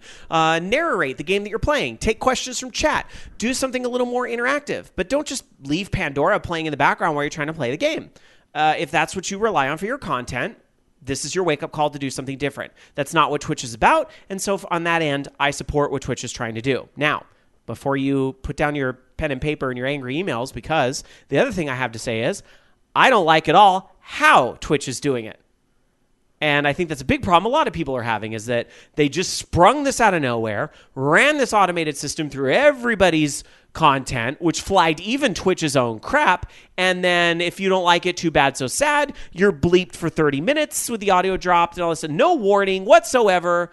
That was shitty. Now, they went out and did the Reddit, the Ask Me Anything, which Reddit, being the angry mob that it was, voted down all the answers anyway. So, yeah. So there was all that. They did come out and say, I think that's where that appeal button was born of, and all this stuff was because of the AMA, and they said the 2-hour length for highlighting and so forth, that would go away and all that. So that is good that some changes were born of that, but I still don't like the whole automated system, because I fucking hate the way YouTube does it. And what pisses me off about YouTube to no end is that their appeal system is shit, and it doesn't put the consumer first, the people, the content creators first. YouTube does not care about its content creators when it comes to this copyright stuff. They always side on the side of these third parties who can flag something incorrectly with no recourse whatsoever when they do it incorrectly. And that's happened one too many times on videos I have made. And I don't even have that big of an audience, but I've made videos for games where the people who did the music and the games say it is okay to monetize this stuff on YouTube, and it still gets flagged by some third party. There is nothing I can do about it. I can appeal it, but I'm at the mercy ultimately of those companies. That is not where I want to see Twitch end up. And that's what makes me nervous about this whole thing where they're going to get acquired by YouTube. So I okay, they put an appeal button in, but how's that really going to work? What I would have liked to have seen Twitch done is I would have liked Twitch to have said, we no longer permit the third-party music in the background while you're playing the game. Please stop. Because in the future, if you continue to do this, XYZ will happen. Twitch is now a billion-dollar company. They're about to get acquired by YouTube for $1 billion if all these rumors are to be true. Don't tell me they don't have the staff to have a couple people go in there and screen content when it gets flagged for repeatedly violating those rules. Somebody's looking at who's screening the Twitch content right now to make sure somebody ain't fucking on their Twitch channel instead of playing a game. I'm playing a game. It's called porno. You know, there's somebody's looking for that content right now. So Twitch can go through and figure out who's following the rules and who can't. Well, YouTube doesn't do that. No, And Google's a multi-billion-dollar company, right? Now, the other problem, and I'm sure a lot of you are sitting there screaming this out. Rob, you're not addressing this. Well, hold on. This is where things get weird. because you get games like Rock Band, Rocksmith, Grand Theft Auto, Saints Row that have licensed soundtracks in the game that you stream these games on the network, and I could be talking over it, but the automated system's going to pick it up anyway. So my options are I could stream Grand Theft Auto and turn the music off, or I guess maybe put it on the classic station, although I'm not even sure that would work because the performance is still copyrighted, and they could match on that. So if I'm playing those games, I'm still going to get flagged. I'm not quite okay with that. Because I do feel like, and I realize this is not the way the law is today. You're going to say, well, Rob, that's not the way the law is written. Well, I'm saying this is the way the law should be written. I kind of think if you get the license for the game and you're going to be broadcasting on Twitch, then when the game companies acquire these licenses for music, that you should be able to rebroadcast as you can the video games today. That should be allowable under fair use, under criticism, and those sorts of laws. That if you sign the agreement with the game company to have your song in the game, then you should therefore have those rights subject to your Twitch broadcast. And I'm well aware that ain't how it works today. I'm saying it should. That's the way things should work. Loki, your thoughts on this while I look at chat over at live.vognetwork.com. I just think that as long as they don't go crazy with it like they did with YouTube, I know it's gotten a lot of backlash just with how it's handled there, and it doesn't seem like it's too smart that they didn't have a way to appeal them even in the beginning. It's like, gee, this just happened on YouTube, and you really didn't pay attention to what happened over there. Maybe go, we shouldn't do that too. Maybe we should approach this a different way. And they just didn't see that is the reason. And you know why they did this. They did this because of YouTube. Google probably told them to do this, either in preparation to purchase them or because they've already purchased them, is that why they're doing this. And so, the way Google did it, I mean, I don't know. It's not good. And I just kind of wonder, though, if Twitch is like, fuck it, who cares? We're going to get $1 billion. So, let's just try to keep as many people happy as we can right now because we're the only kind of source for a lot of this game streaming right now, or at least the easiest because it's integrated in the consoles and all that stuff. But yeah, I agree that it's kind of a hassle that, games that have music in them. I mean, it's stupid, though, that you would, just because you hear a song on the radio in the game, there's like other crap playing over. It's not like I'm going to record it with my tape player and fucking, I've got a copy now. I don't need to buy one. Ha ha. Come on. I mean, that's just like that's, the whole cassette tape argument from years ago. I'm totally going to make a mixtape of stuff I hear in video games. Just saying. I don't know. I remember being younger. I used to put the little tape recorder up to the Nintendo and tape the songs I really loved. In fact, I remember one year. All right, y'all ready for tangent time? This is a huge one. Anybody ever heard of Odyssey of the Mind? It's something we used to do in grade school, where you had these big projects and things. So every year in Odyssey of the Mind, at least one person in chat will fucking know what I'm talking about. Look it up on Wikipedia or something, all right? Or Odyssey of the Mind, when I was in like 4th or 5th grade, there's always a competition to build structures and who can build the structure that can hold the most weight. And that's the thing we did one year. But you do a performance around it as well. So we did like a little Egyptian-themed performance. Don't ask. It made sense at the time, okay? But here's the deal. To get the music for the Egyptian-themed performance that we were doing for the balsa wood structure that we made in like the 5th grade, I took a tape recorder, held it up to my Game Boy. No, I took a cord and took it from the Game Boy output and put it in the boombox and taped that way. I taped the background music from Super Mario Land when you're in the Egyptian temple. You remember that? Do, do, do, do, do, do, do. Oh, that was great. That was the music we used when we did the performance. That's awesome. So it's funny that you joke like, oh, I'm going to make mixtapes of video game music, but like I actually did do that shit back in the day. When I lived in Alabama and I didn't have a Nintendo 64, Dan, this is when we were still in our phone phase. I said, I want Orchid's music from KI Gold. And he kept, because it starts you at a random stage every time, he kept restarting the game until he got it to start at that and recorded the music for me. Because he's a good husband. Let me just put it this way. Okay, game companies or people that license music to game companies, you do realize it's so much fucking easier to pirate that song off the internet than try to fucking record it off of a live stream of a game. I mean, it just doesn't make any sense why you would even do that. Other than the fact that you're just evil is the only thing I can think of. Do you know how easy it is to find music on YouTube? It's seriously easy. It's like, oh, I like that song in Grand Theft Auto. Well, I can't buy the soundtrack for it, at least at the time. So it's like, well, fuck. I'm going to look up the artist. I'm going to look up the song. Hey, look, it's a video on YouTube. Oh, look, I can just download it off of YouTube because there's a billion programs out there or websites or whatever to download the music off of YouTube. Mm-hmm. Or I can just play it and then run another audio program and just record it straight off that because that's a thing. So why is it... I used to, with my full duplex sound card, used to be able to get the music off of people's MySpace.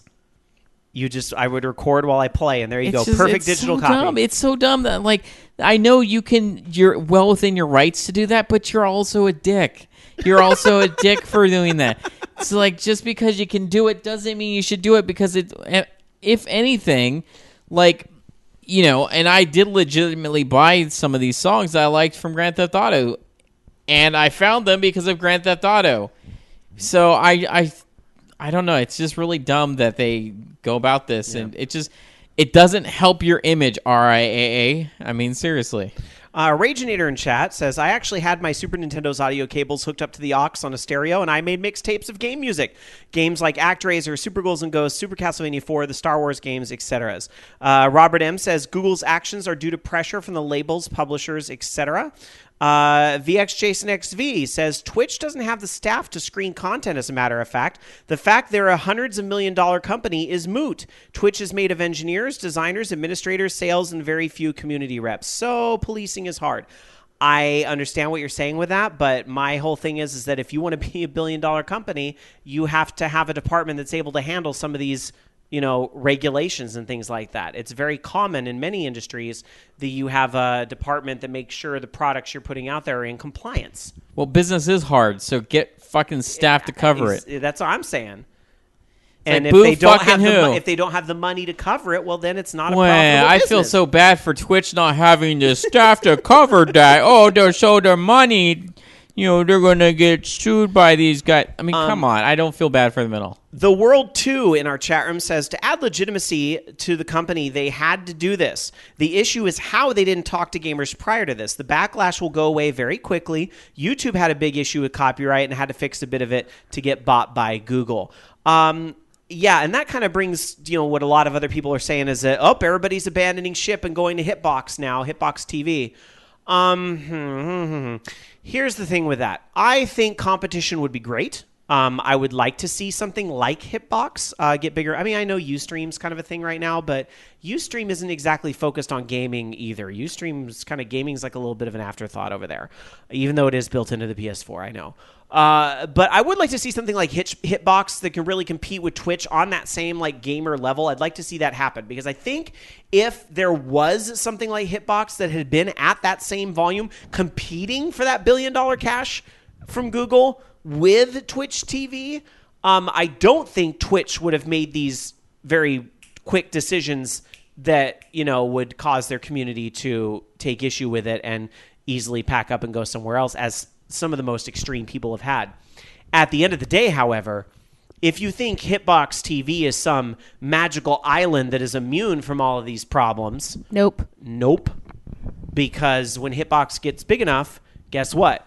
They're going to have the RIA knocking on their door too, or whatever company wants to legitimize them and get their money too. And then there'll be another competing company, and then we can jump to that one too. Wait, I agree with Act Deft. I blame Metallica.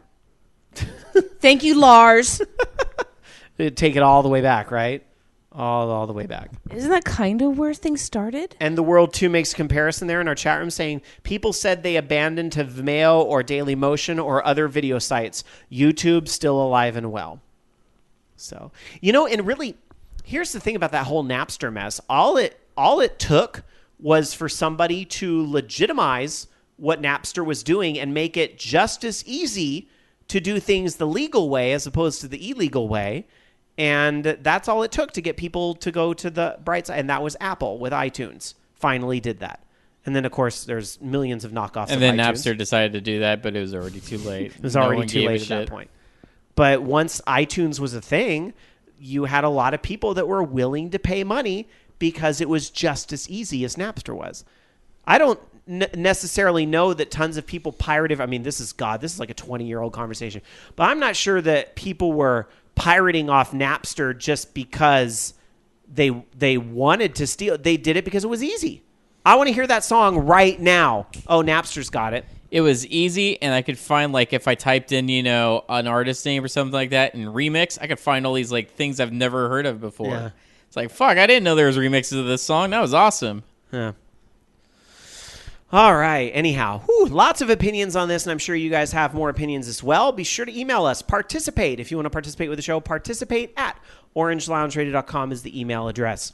For now, let's travel around the world and check out upcoming release dates. We're almost to the classic game of the week, but first, what's coming out this week? Loki. Not a whole ton. There's the disc version of World of Tanks. At least I think it's a disc version. It's a retail version for $19.99. It's the World of Tanks. Was it the... What's their combat ready starter pack? It's got a bunch of shit in there. But yes, so you can purchase that at retail now on Xbox 360. Disgaea 4, I Promise Revisited on the Vita. Akiba's Trip Undead and Undressed on PlayStation 3 and on Vita. And Risen 3 Titan Lords on PlayStation 3 and Xbox 360. That's it. All right. Going to Japan and looking at the releases in Japan this week on the Wii U. There's actually nothing on PlayStation 4. There's nothing on PlayStation 3. But on the Wii U this week has the huge release. Zelda Musou comes out this week. You guys know what that is? Hyrule Warriors. That is Hyrule Warriors coming out on the Wii U this week in Japan, so I'm sure there's lots of excitement around that. So that's the big release in Japan this week. That is out on the 14th. Going quickly to check the other platforms. The Vita does have Clannad, comes out on the Vita as well, and checking the 3DS really quick. No, nothing there. So Hyrule Warriors really the big release this week in Japan. Dark Sakura. Well, in other releases, there's a one for the 13th in the UK. And that's Gravity Crash Ultra. That's it. All right. Just a couple more stories for you guys in the classic game of the week. Loki. So Capcom announced that they are remaking Resident Evil. It's going to be coming out early 2015. And it's basically the original Resident Evil getting an HD remix. And it's supposed to be out on, PlayStation 3, Xbox 360, PlayStation 4, Xbox One, and PC. Sorry, Wii U, no Wii U. And it'll be 1080p and support 5.1 surround sound and, classic and modern schemes and blah, blah, blah. And I got to be honest, I looked at the screenshots of this. It doesn't look that great. I mean, I don't know. It doesn't look that updated. But I guess at this point, we've run out of ideas for Resident Evil, so let's remake them now. Because they, did that before when they ran out of ideas. So why not? Let's remake it them. How do you guys feel about remakes? Dark Sakura, I know you're into Resident Evil. Do you think this is a good direction for the series, or God, no, make it stop? I really have no more feelings about Resident Evil anymore. I was done after the third one. It could be smart. I mean, they probably are realizing that they've probably pushed the story a little bit further than where they feel comfortable, or where it can go. 6 was really kind of a departure, I guess, from the series. They made it more like action and over the top, kind of like the movies, actually, if you think about it, because the movies are like, okay, there's zombies in there, but then it's also Mila Jovovich just like fucking going crazy and doing kung fu and all sorts of crazy stuff. The movies are pretty fun if you don't take them seriously. They are fun. I mean, I see that's the thing. Is like I don't know anything about Resident Evil. Like I kind of get the basic plot, but I can't follow that in the movies. But the movies you don't really need to follow because it's just it doesn't make any sense. Dan and I played through the first 3 together, and then we played through Code Veronica together, and then after a while we were just sort of like, what can they do? Done. Although I will have to say that Biohazard 2 Gun Survivor is really fun in the arcade, which is basically Resident Evil with a gun. Looking at our chat room over at live.vognetwork.com, Tiger Claw says if they're going to remake Resident Evil 1, they can finally get better voice acting. They already did that once anyway. I kind of don't want that. Or at least, let me pick. I hope this is not Chris's blood. Oh, God, I wish I had that MP3 readily available because that was so freaking funny. Just relax and play. Raginator says, I'd rather play remakes of the first 4 Resident Evils than buy or play Resident Evil 5 and Resident Evil 6. I would think Resident Evil 4, I mean, I haven't played that game in a while, but I would think it still holds up pretty well today. I mean, I realized it was, 2 gens ago? GameCube, right? PS2? But they remade it. Well They've today. already remade 4. They remade 4, I think, for the Xbox 360 and PlayStation 3. Oh, you're right. I think That's why I can't keep track of all these goddamn remakes because they've remade all these games several times. That's true. I don't even know anymore. It's like, okay, you had all these remakes and then Resident Evil 5 and then Resident Evil 6. Giraffe Fellatio edition. I can't think of Resident Evil 6 without thinking of the freaking logo that looks like somebody blowing a giraffe. Yes, Giraffe Fellatio edition. I couldn't tell you anything about actual Resident Evil 6 except, that's the logo where it looks like somebody's I know blowing that there's a giraffe. motorcycle jumping from an explosion and that there's, the logo looks like, a giraffe getting blown. So that's about it. All right, well, in less giraffe fellatio news, news about Mario Kart 8. Hey, Mario Kart 8 still driving along. Haha. Lots of people enjoying that on the Wii U. There will be new content coming out for Mario Kart 8 later this month. August 27th, the day that Mario Kart 8 gets more stuff, including Mercedes-Benz themed DLC. This is already out in Japan, but we're going to be getting it finally on August 27th.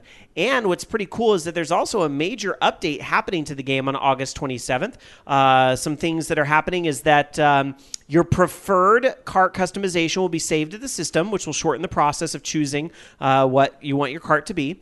Plus, you can copy and edit other players' highlights in Mario Kart TV. That's pretty cool. And the scoreboard area can be selected so you can view your total coins, online record of wins and losses, selection of characters, and so on. The online communication in races will have improved stability. That's a good thing. And other minor fixes to problems. And I believe I read somewhere as well, the button will default to, when you're done with a race, it will default now to next race as opposed to view highlight. Because I don't know how many times I've done that where I hit the A button, I'm just like A, like I'm just pressing the button real fast, and it goes in the highlight reel. And I'm like, shit, I didn't want that. I wanted the next race. So that's nice to see that happening. Thoughts hearing that Nintendo is patching Mario Kart and adding new things to it after the fact?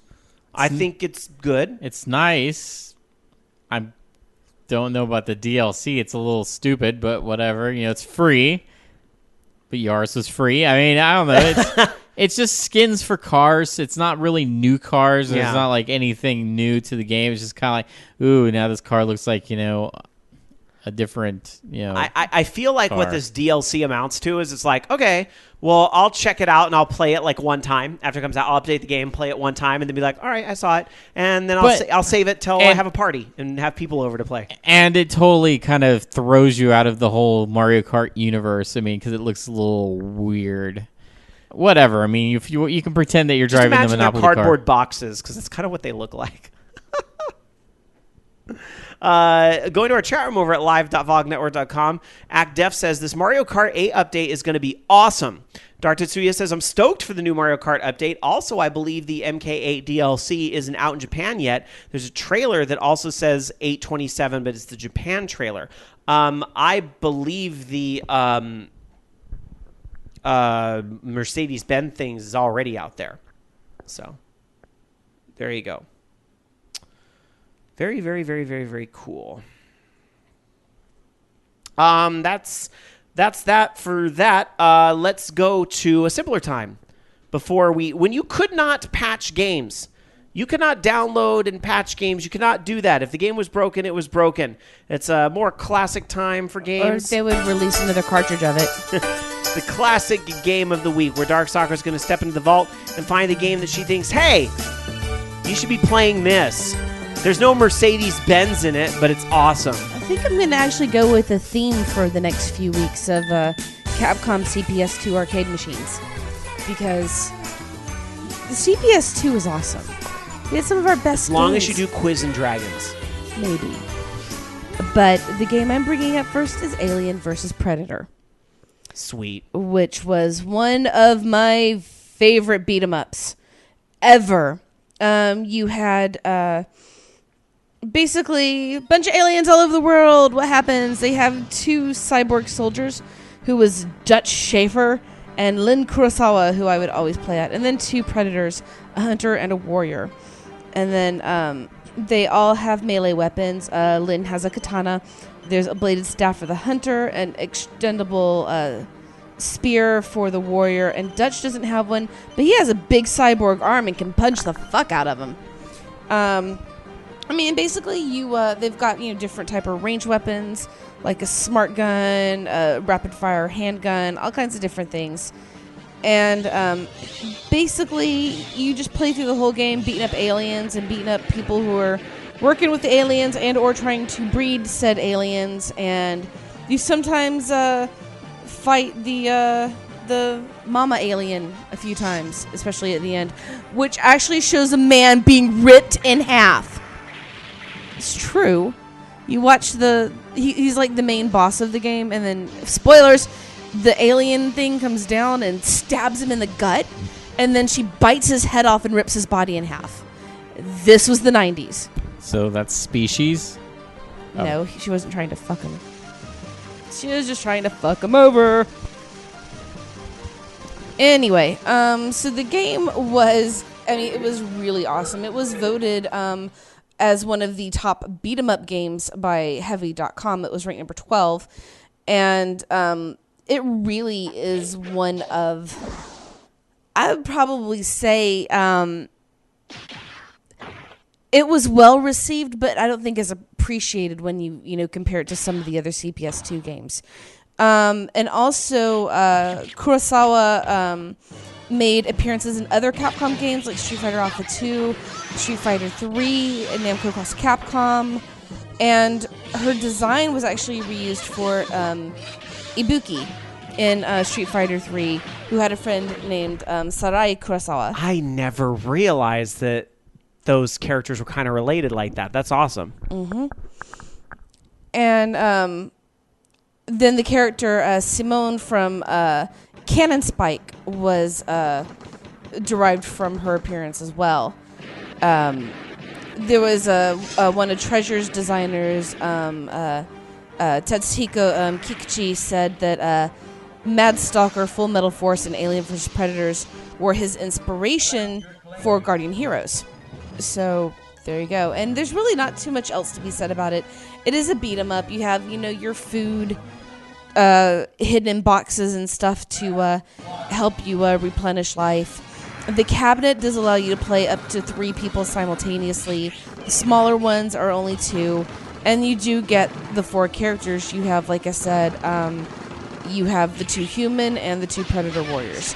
They also, they have their melee weapon, they have a gun, and then they can pick up grenade launchers and flamethrowers. And the joystick is one of the 8 directional joysticks, has 3 buttons: attack, jump, and shoot. So, and the game is set in California, in a place that doesn't exist. Sandrad. Looking at our chat room at live.vognetwork.com, Dungeon Buster having some comments on this game, saying an Alien vs. Predator came out for the Super Nintendo in '93, but it was nothing like the arcade version. And Dungeon Buster says it also never came out in a Capcom collection of any kind, as far as I know, and it stayed in the arcade, which is really too bad. The beat 'em up is really one of Capcom's greats. Well, that's obviously it has to be a licensing thing, right? I would think so. Yeah, And I would also think so, keep in too. mind there was an Alien vs. Predator on Jaguar that was probably one of the few good Jaguar games. Well, at least one of the ones that people mostly got the Jaguar for, that and Tempest 2000. And if you think about it now, this was sort of a wishful thinking, type of game at the time, combining the 2 licenses. And, of course, eventually it led on to us getting an Alien vs. Predator movie. There were comics going on forever, which, of course, these characters had nothing to do with comics. But, I would have liked to have seen more, But, unfortunately, no. It was not meant to be. But you do get to see someone torn in half Just to reiterate, by the alien queen. violence. Ripped in half with blood splatter. Awesome. In a 90s Capcom game. Rad. Awesome. All right. There it is. Yes, the Jaguar game was a first-person shooter. There it is, your classic game of the week, Alien versus Predator in the arcade on the Capcom CPS2 system. And did we mention guy gets ripped in half, blood everywhere, Squish. violence. All right, not for the squeamish. All right, that is going to do it here for the first half of our show. We're going to take a quick break, guys, and we'll be back with more. We have the Fugal question of the week coming up, including also rapid-fire news and some discussion on some upcoming things. Diablo 3, a little bit of news coming out about that because the release of that game on PlayStation 4 and Xbox One is coming right up. And also, we've talked a lot in the past about Twitch plays Pokemon. But now who's playing Pokemon on Twitch? Glub, glub. Yeah, it's. I'm sure a lot of you guys know. We'll talk about that and what could possibly be next when we come back with more of Orange Lounge Radio right after this.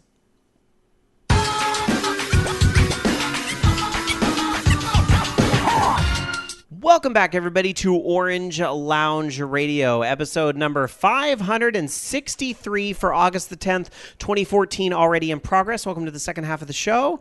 I'm Rob Roberts. She's Dark Sakura. He's Loki. Continuing on with the second half of our show tonight. Dark Sakura, I don't know if you saw this going on, but there's a little bit of chatter on the Twitter Zs and the Facebooks and all this, but sounds like GamerX, which was the convention you and I went to a couple weeks ago, doesn't sound like it's going to necessarily be dead after all. And this seems like it might be as a result of all those companies jumping in a little while back saying that they would kick some money in. Definitely sounds like they're going to go the Kickstarter route with GamerX 3. So sometimes fussing about stuff on the internet is good? Perhaps. I sort of get the sense, and again, it's not like I can speak for them in any official capacity. I can just go off of what I see on Twitter and Facebook. But I'm getting the sense that they're kind of going at this place where it's like, okay, everybody's talking about we need to do another. So let's see if people put their money where their mouth is. That's kind of the impression I'm getting from it. I'm all for it. I'm all for it, too. Yeah. I mean, I don't want to see those guys lose money out of their own pockets. So I just hope they don't get it out there now to get the money before they have some sort of plan, because my impression is they don't know where they're going to have it yet. And so I hope they at least have that somewhat figured out, because there's talk about it seems like they're certainly taking it out of San Francisco, but that doesn't necessarily mean it's going to be out of the Bay Area. Could be in San Jose or near SFO, but I'm seeing talk about Portland, Texas, possibly. Portland's been the big one. Yeah, Portland. And if it's in Texas, I can't go. I'm serious. Yeah. No, Portland would make a lot of sense, actually. As would Seattle, but Seattle has PAX, so I'd support Portland. You can drive to Portland in 10 hours, and it's beautiful up there. So we'll see what happens. But best of luck to all those guys over at GamerX. Hope to see you guys back next year or in 2 years, however long it takes. All right, we've got some more gaming news to get to. Let's do some rapid-fire news, some quick stories we want to hit on, even though we might not discuss them in depth. Loki.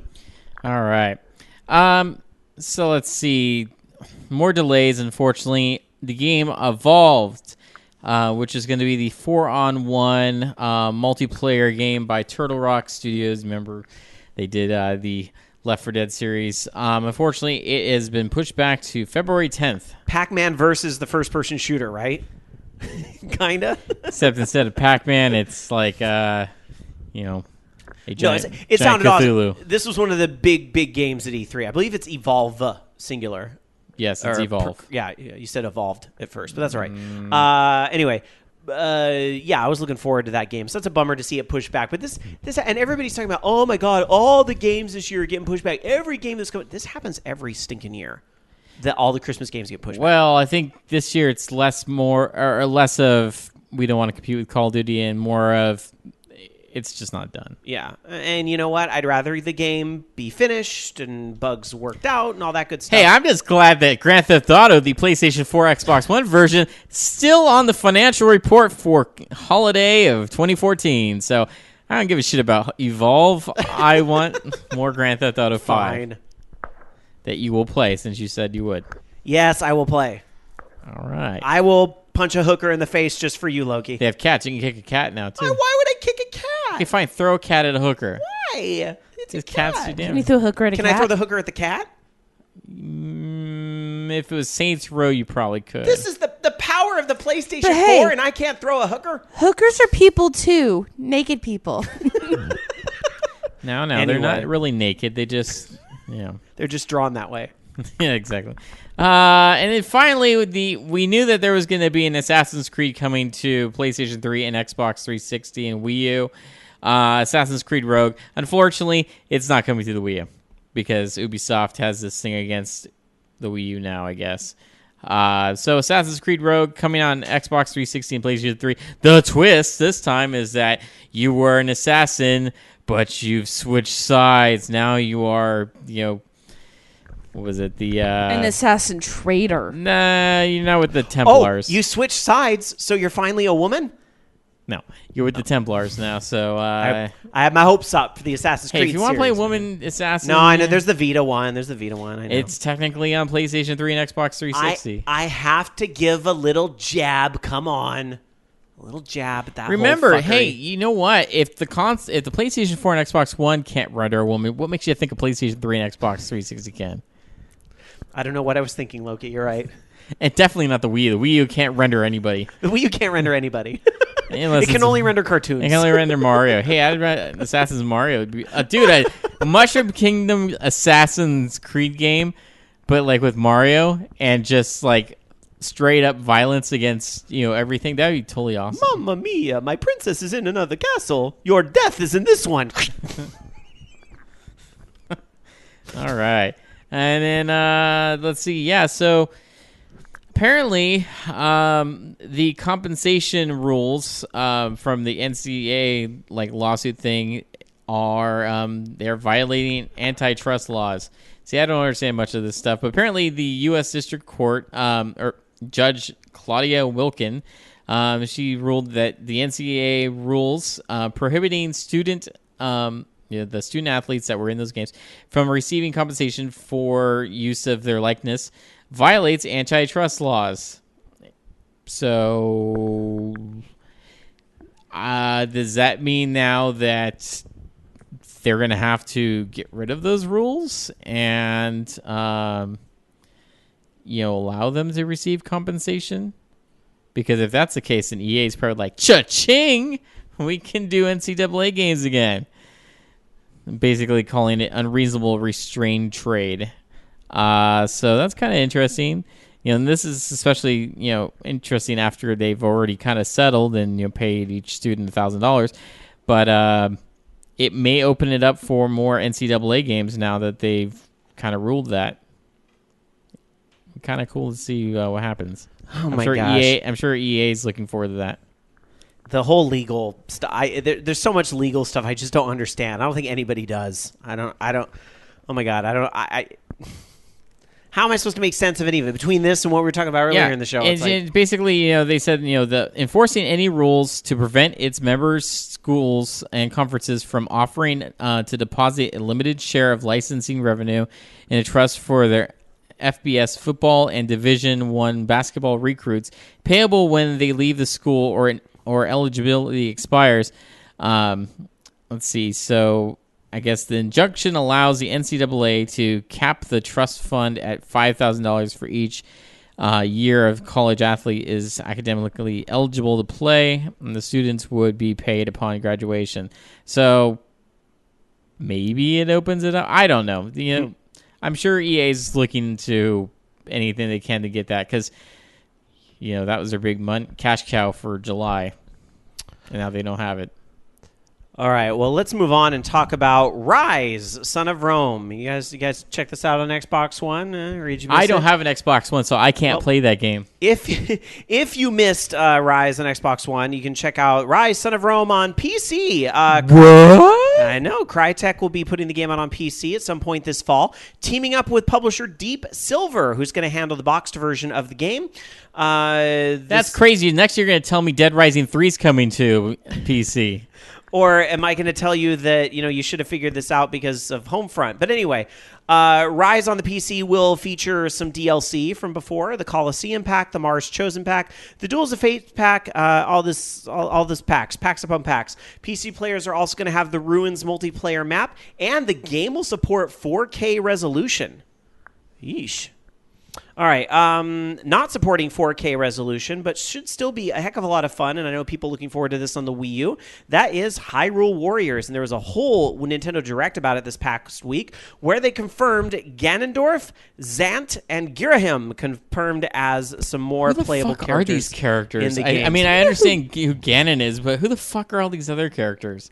I mean, I really only skipped Ocarina of Time and Majora's Mask. I mean, are there that many fucking characters in these games? Yep. There were that many characters. Well, I guess then also skip Twilight Princess and... there you go. That's what's wrong. Twilight Princess is great. So anyhow, you have all that to look forward to. Lots of other stuff about the game to mention, too. There's an adventure mode where you get a grid of challenges that looks like the NES Legend of Zelda map. So Nintendo never afraid to milk that nostalgia a little bit. But you know what? When it comes to Zelda, I say milk it. If you're a Club Nintendo member and you buy and register Hyrule Warriors within 4 weeks of launch, you get alternate Ganon costumes and as free game DLC. Unfortunately, I'm hearing there's some other costume DLC that's going to be exclusive to retail, one of them being GameStop. But it sounds like they're going to offer it to, I think they said 3 different retailers, so hopefully like Amazon or Best Buy or somebody else is involved too. We'll see. Also, a Chain Chomp will make a guest appearance as a weapon. Chain Chomp. And if that isn't your cup of tea, perhaps in Nintendo you are a fan of Princess Peach. And this kind of cracks me up because you know how we had the Year of Luigi last year, right? Which actually went on for like a fiscal year because it went all the way to like March, right? Before they finally said, okay, no more Year Luigi. And then the Angry Luigi meme happened after the fact. Well, whereas you had the Year of Luigi, we're going to get the month of Princess Peach. Nintendo putting out a tweet. Gender equality. It's kind of fucked up in a way, but Nintendo putting out a tweet saying August is National Princess Peach Month. So tell us what you love about the Mushroom Kingdom's glorious ruler. So there you go. The month of Princess Peach. I don't know what else they're going to do to celebrate the month. Maybe they're doing DS games on maybe they'll put Super Princess Peach out or something, or I don't know. So there you go. The month of Princess Peach. Dark Sakura, what do you have for us? Our very own Princess Dark Sakura. Who would like Call to me queen. How about some Borderlands 2 news? Borderlands 2 has shipped 10 million copies. It is 2K's highest selling game. And Borderlands 2 is awesome. Plus, Borderlands, the pre-sequel is going to be coming out, which is awesome. I got to play it. I sucked at it, but it was fun. That's my song about it. By the way, that's going to be out on October 14th for Xbox 360, PS3, and PC. Yay. In other news, how about Xbox One is getting some in Europe? There will be the digital TV tuner out in October, which is a USB peripheral that will allow you to watch TV on your TV, but with your video game system, because cable boxes are overrated. I wonder if that's going to bypass the TV tax in the UK. You know about the TV tax, right? Yes, I do. Yes. And then, last but not least, more Xbone news. There will be a white Xbox One coming out with Sunset Overdrive or Madden. Madden 15 bundle will be $399 without a Kinect and will be out on August 26th. And then, of course, there is the Sunset Overdrive edition on October 28th. Well, the game is scheduled for October 28th. I would only guess that the bundle will be out at the same time. Yeah. Usually they do that. This might be finally what gets me to get a white Xbox One for the Sunset Overdrive. I think would be good. So we'll see. Because I don't have an Xbox One yet, but I'm going to buy one this holiday, and I wanted to get Sunset Overdrive anyway. So well, it works out, right? Yeah. Loki, would this bundle encourage you to get an Xbox One? You know, I have to ask. Money is really going to be the factor, being that I will be getting laid off right before that happens. So, not really looking to add any consoles to my library at this moment. But yes, if I was going to buy a console at holiday, actually, I would probably wait closer to the end of the holiday, because what kind of bundles are they going to be doing? I mean, that's what I want to know. And the color doesn't really matter. White, Xbox One would be pretty cool. And I did want to pick up Sunset Overdrive. We'll see. Well, I hope, if nothing else, I hope you can land a new job quickly. And if anybody in Sacramento is hiring, contact the show.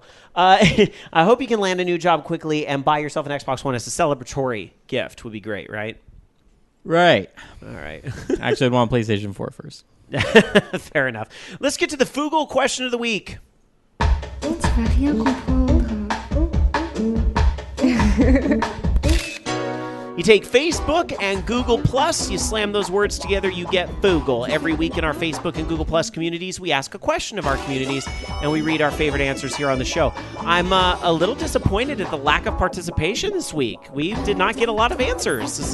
Did I just ask a shitty question? I guess I did. What's up with it, you What's slackers? up with that? All right, maybe the question was just too weird. I don't know. Sometimes we get millions of answers. It's also that Facebook algorithm. Sometimes our statuses will get seen by like 600, 700 people. This one got seen by 140, so maybe that's why. I don't know. You know what I'll blame? I'll blame Messenger. Why not? Everybody else is blaming that for their problems this week. I blame Facebook Messenger. Here's the Facebook question of the week and Google Plus question of the week.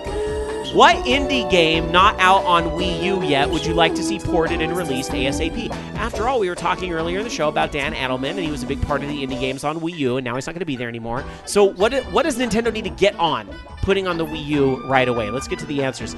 Over on Facebook, Andy R. replies and says, is Rogue Legacy on Wii U? If not, then Rogue Legacy. I just picked it up on Vita, and I'm loving it. I probably wouldn't buy it again on Wii U since I can just play on my PS4, but I want to see that game reach as many people as possible. That's a good answer. I mean, you could have the mini-map, right? That's the quintessential use for the gamepad, right? You have a little mini-map there, maybe your item. Well, there's not a lot of items, but you can sometimes switch magic, or you can see the little profile of your character. I could see that working very well, actually, so that would be cool. Fabrice A. replies and says, the Kickstarter 90s Arcade Racer. I remember that Kickstarter. That's on its way, right? You were following that a little bit, right, Logie? 90s Arcade Racer is still on its way, and yeah, one of the platforms that is expected to be out on was Wii U, actually, and it looks awesome. I don't know if they've done any updates recently, but yeah, it looks pretty sweet. Dartetsuya responded and said, how about one of the Behemoth games like Castle Crashers, Battle Block Theater, or something new in that same style with 4-player simultaneous action? Good answer. I like that. Castle Crashers is a great, fun little title. I think that would be a lot of fun to see there on the Wii U. All right, let's go over to Google Plus, where I think now for the first time, our Google Plus and Facebook almost got the same amount of answers. We had 3 on Facebook. We have 2 on Google Plus. So getting close there. Who said Google Plus is dead? ActDeft seems to agree with one of the Facebookers, saying ActDeft says Rogue Legacy is one I've been thinking about recently. Getting a Wii U port would be pretty sweet. Redtertainment says, what titles on a platform I don't own would I like to see released? How about that Detox album Dr. Dre is supposed to be working on? What? Is that a game? Do you want to see CNC Music Factory making the video? Or what was the other one? Marky Mark and the Funky Bunch? There's Crisscross one. Don't forget that. Oh, yeah, the Crisscross. You want to see that on Wii U? They'll make you jump. There it is. Those are the answers there. How about you guys here in studio? Any indie games you think ought to make their way over to Wii U? All the games. Yeah, all of them. There's a couple indie games I can think of that actually would be really good for the Wii U. There's this indie game called Grand Theft Auto 5. That is not an indie game. There's an indie franchise called Madden. There's, let's see, what else could we put on there that would be really good? I want Fairy Solitaire. At least that's actually an indie game. How about, there's another indie series I love. Saints Row would be great. How about Hotline Miami? Okay, thank you. Darksider's actually giving some. How about, Loki, if you got to go with these, how about Minecraft? Would be a great That would Wii be U game. fantastic since it's on every other fucking platform on Earth but Nintendo. You just... I think that was Notch's thing where he's like, I'm not doing it. So, You know, Well, he pissed them off, or obviously They Nintendo pissed him pissed them off. So, maybe they said, "Hey, you got to put Mario in there somewhere." the thing is that the Wiimote would actually lend itself well to some of those puzzle games that aren't exactly timed, like the ones that I like. Crap. what about the drunken robot pornography? That's what you Drunken always robot talk about. pornography wouldn't work on it. It just wouldn't control right. But Fractal, and you can use the Wiimote as a pointer instead. Or you ever play Kami? It's a origami-based puzzle game. But you know what I really hope that they put on that platform? What? I hope they put a really interesting game where you play as this giant robot and you have to, move your limbs around and stuff like that. And maybe it could be made by Miyamoto and completely be boring when he showed it off. Because that's really what I want to see is his fucking stupid ass game. Or maybe, hey, let's make a security game where you have to guard some building from Rob the Robot. Because that's fucking stupid. I thought you were talking about Mega Man Legends 3 at worst. No, Mega Mega Man Legends 3. Yeah, any game like Mega Man Legends 3 would be awesome too. Well, you just said Grand Theft Auto and... But I'm just saying, because that's what we want to see, is we want to see a fucking security game or a game where you play like a bumbling robot. Star Fox, fuck that. We're not going to show much of Star Fox, but we'll show this piece of shit that he's working on. Look, I understand that you don't want to keep making sequels of games and stuff like that or rehashing old stuff, but make interesting shit. Splatoon looked interesting. Yes, but that wasn't Miyamoto. Okay, that was a team that made interesting games. Well, let's get him making some interesting games. Maybe he doesn't make interesting games anymore. Fuck, I'll take, you know what? Splatoon, guys. You make Splatoon, then you make some more interesting games because they're fucking not doing it. And props to the guys making, like the new Zelda game and stuff because that looks fucking interesting. But this shit that Miyamoto's working on, because he's the designer of Mario and many other great, properties and stuff. Let's let him work in the corner and work on some more, hopefully brilliant ideas. But it's just not happening anymore. He just doesn't have the spark anymore. He's coming up with like a jump to conclusions mat is what he's coming up with. Participate at orangeloungeradio.com for your cards and letters and candy vouchers for Loki. Participate at orangeloungeradio.com. Speaking of Loki, let's get back into some other gaming news now that the Fugle question's over. Loki. All right. Let's see here. This is kind of neat. Duke Nukem Critical Mass on PSP. Never released. Disappeared. But it was supposed to be coming out on the PSP, and it was found in the most unlikely of places, the Library of Congress. Apparently, David Gibson, a moving image technician, stumbled upon the game and media-related artifacts, I guess, in the library, including a complete playable but never released version of the game. And also, it was, I guess, a different version of the game than what was released on the DS. And apparently it was on like a DVD-ROM or something.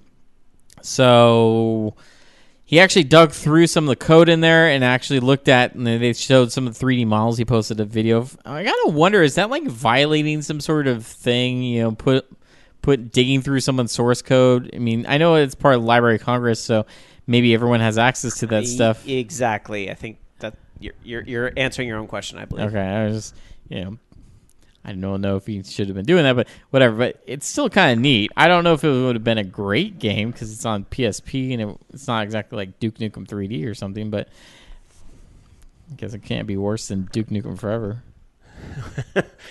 That almost sounds like a dare. That's kind of neat, though. Like, that's a weird way to kind of unearth this new game in a series that is extremely well known, And he's like, now he's saying, hey, you know what? I'm actually going to kind of start digging through here to see if there's any more of these games that, are unreleased that have stuff in the Library of Congress. So hopefully he finds some more stuff. Yeah, I'll be curious to see what else is discovered. All right, well, something a lot of people will be discovering soon is the new Diablo 3 release. Now, Diablo 3 was already released, of course, on PC, and it was released on PlayStation 3 and Xbox 360 last year, I believe. But we have next week, or the coming August 19th is the day, Diablo 3 Reaper of Souls, or the Complete Edition, if you will, or Ultimate Evil Edition, they're calling it. It's going to be out on the PlayStation 4 and Xbox One, and will also be on PlayStation 3 and Xbox 360, but a little bit cheaper since those platforms already had Diablo 3 releases on them. This is kind of neat, though, is that because the original Diablo 3 on console was out before the generation shift started happening, Diablo 3 is going to have a cross-manufacturer cloud-saving feature, meaning you could actually take a saved game from Diablo 3 on the Xbox 360 and move it to the PlayStation 4. It's going to be all through saves in the cloud. code. It's that way it gets around the infrastructure of Microsoft and Sony. You can head over to Blizzard's blog if you want more information on how to do that. What they did is they patched the current Diablo 3 games with a patch where you can export save data to the cloud with Blizzard, and then you can download that data onto the new game when it's released on the 19th. So that's pretty cool. You can't use it for PC saves, which makes sense because the PC versions of the game, not only are they on a different patch, but they just, they play differently, completely differently. The keyboard and mouse controller makes a huge difference. So they are not going to allow those saves to be cross-platform. I was a little hesitant on if I was going to get Diablo 3 Ultimate Evil Edition or not. I ended up getting it because I do really like Diablo 3, and I'm curious to see what they do with console. And they promised, and Blizzard better fucking stick to this or I'm going to be so angry. I'll sue them like that guy did Sony. No, but for real, they said that they're going to be better about the patching this time because the infrastructure of the systems will allow them to be a little more competitive with the PC patches. I am really looking forward to the next PC patch that's going to be doing the greater rifts and some of the seasonal rolling of the characters and things like that. So I really, really want to see that. So I hope that makes it to the consoles. That would be great. So yeah, I don't know. Anybody else interested in Diablo 3 Ultimate Evil Edition? I'm trying to get myself interested in Diablo 3 any edition. So the game is in much better shape now than it was when it was first I released. just got tons of other crap to play. That's always sad to hear. What? That's in better shape now than it was at release. I know, right? This is it not should be just it has more content than it did at release. That's how it should be. Well, and it does. Well, but here's the thing, Loki. It actually does have less content, and that's a good thing because that would be the real money auction house. So, but it's just come on, folks. I mean, you're developing a game and you just release it and fuck it, I'll fix it later. That's terrible. SSJ 100 Matt in chat says, "Did Shane convince you to get it though?" Sort of. He's yelling from the other room. I helped. He said, "What do you want, Rob? Do you want to buy it or not?" And I'll pretty much support your answer and tell you that that's what you should do. And I said, "I think I want to get it." And he's like, "Then you want to get it?" I was like, "You're right. I want to get it." There it was.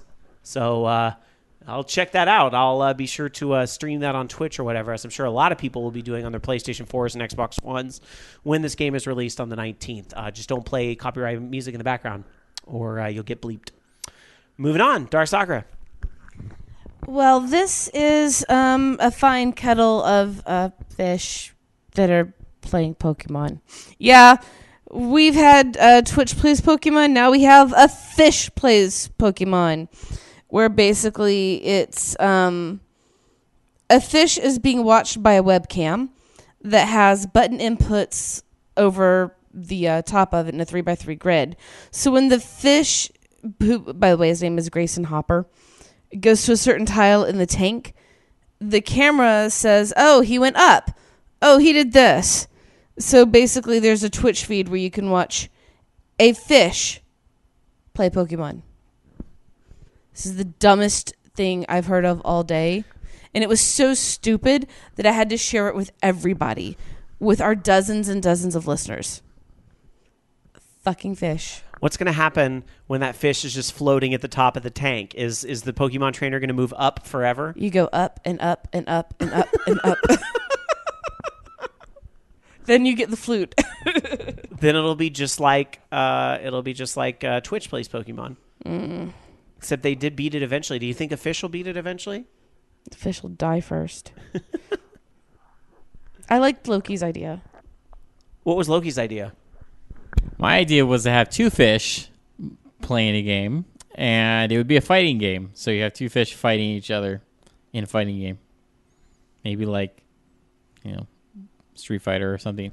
Obviously, you'd have to have an infinite round time, but it would be kind of fun to see. Would that be like those beta fish that will totally get... Sure, you could use those beta fish if you want. I mean, that's fine. It'd be more interesting if you have more fish in there, too, I think. Especially in a fast-paced, fighting game. It would just basically be fish button mashing. So they'd be playing Tekken 3? They could play Tekken 3. That's the best part about it, is you can adapt it into multiple fighting games. You can have a whole tournament. Don't give the internet any more ideas. Kittens play Pokemon. That would be funny. Just have smear tuna all over a controller and then have the kittens bat at it or lick it until something happens. Now it's going to be insert thing here plays Pokemon. It's like this joke that won't die. Make it stop. Loki. All right.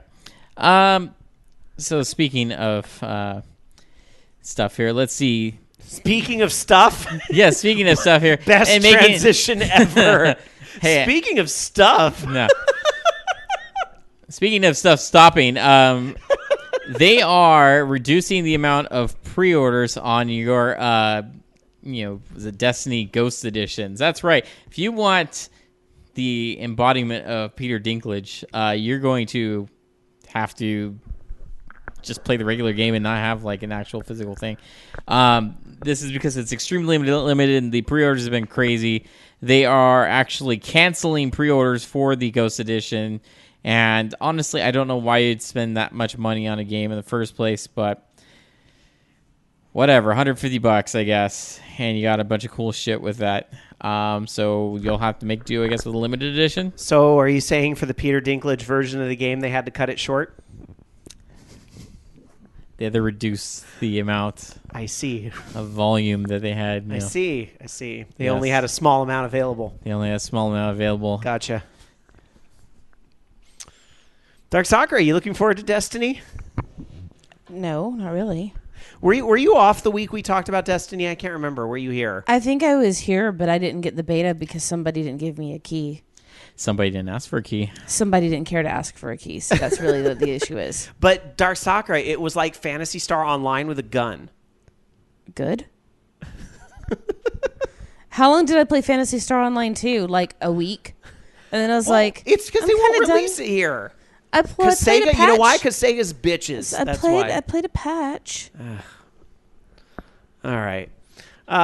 Moving on here to something that will be coming out in an arcade near you soon, which it's a redemption machine, and I don't know how I feel about arcades, you guys. It's all freaking redemption going games downhill. these days. It's going downhill. It's just going up and down, up and down. That's up and right, down, just up and like down. this game. That's all you're going to do. You're going to go up and down forever. It is called Flappy Tickets. As if there weren't enough Flappy Bird clones in the world. Which, by the way, have you checked out Flappy Vog, available at vognetwork.com, where you can play your favorite podcasters? Here's the worst thing about that, and I gotta say, it's because they're using a giant HD monitor for that. First off, I have a big problem with putting a monitor vertical like that and not have a space shooter on it whatsoever. But the fact that they're using it for Flappy Bird is stupid. iPhone games are the new things for arcades. I forget. Yeah, no when I went to Milpitas Golfland, it was like Doodle Jump and Infinity Blade and... Oh my god, I've never played this game. Wait, yes I have. It's on my phone. Right? Anyhow, so now you can play Flappy Tickets. And guess what it is? It's Flappy Bird. But guess what It's you get? fuckery. Tickets. That's right. Now, what my question is how do they make it so that you never hit the jackpot? I'm assuming it just starts scrolling faster and faster. Easy, it's Flappy Bird. Hey, I can get a pretty high score on Flappy Bird, but see, here's the trick. Now, Bobby did Flappy Vog, and he made sure the game got harder as you play. So I'm assuming they did something similar to that in the Ticket Redemption game. Because I never win the jackpot. There's 2 games in the arcade that I can win the jackpot on. One of them is the little slot machine game they have at Dave & Buster's where the light spins around in a circle and you have to hit 777. You have to, because the light moves slow enough that I can hit the 7 every time. That I can win the jackpot on. And the only other game I've ever won the jackpot on, Flamin' Finger.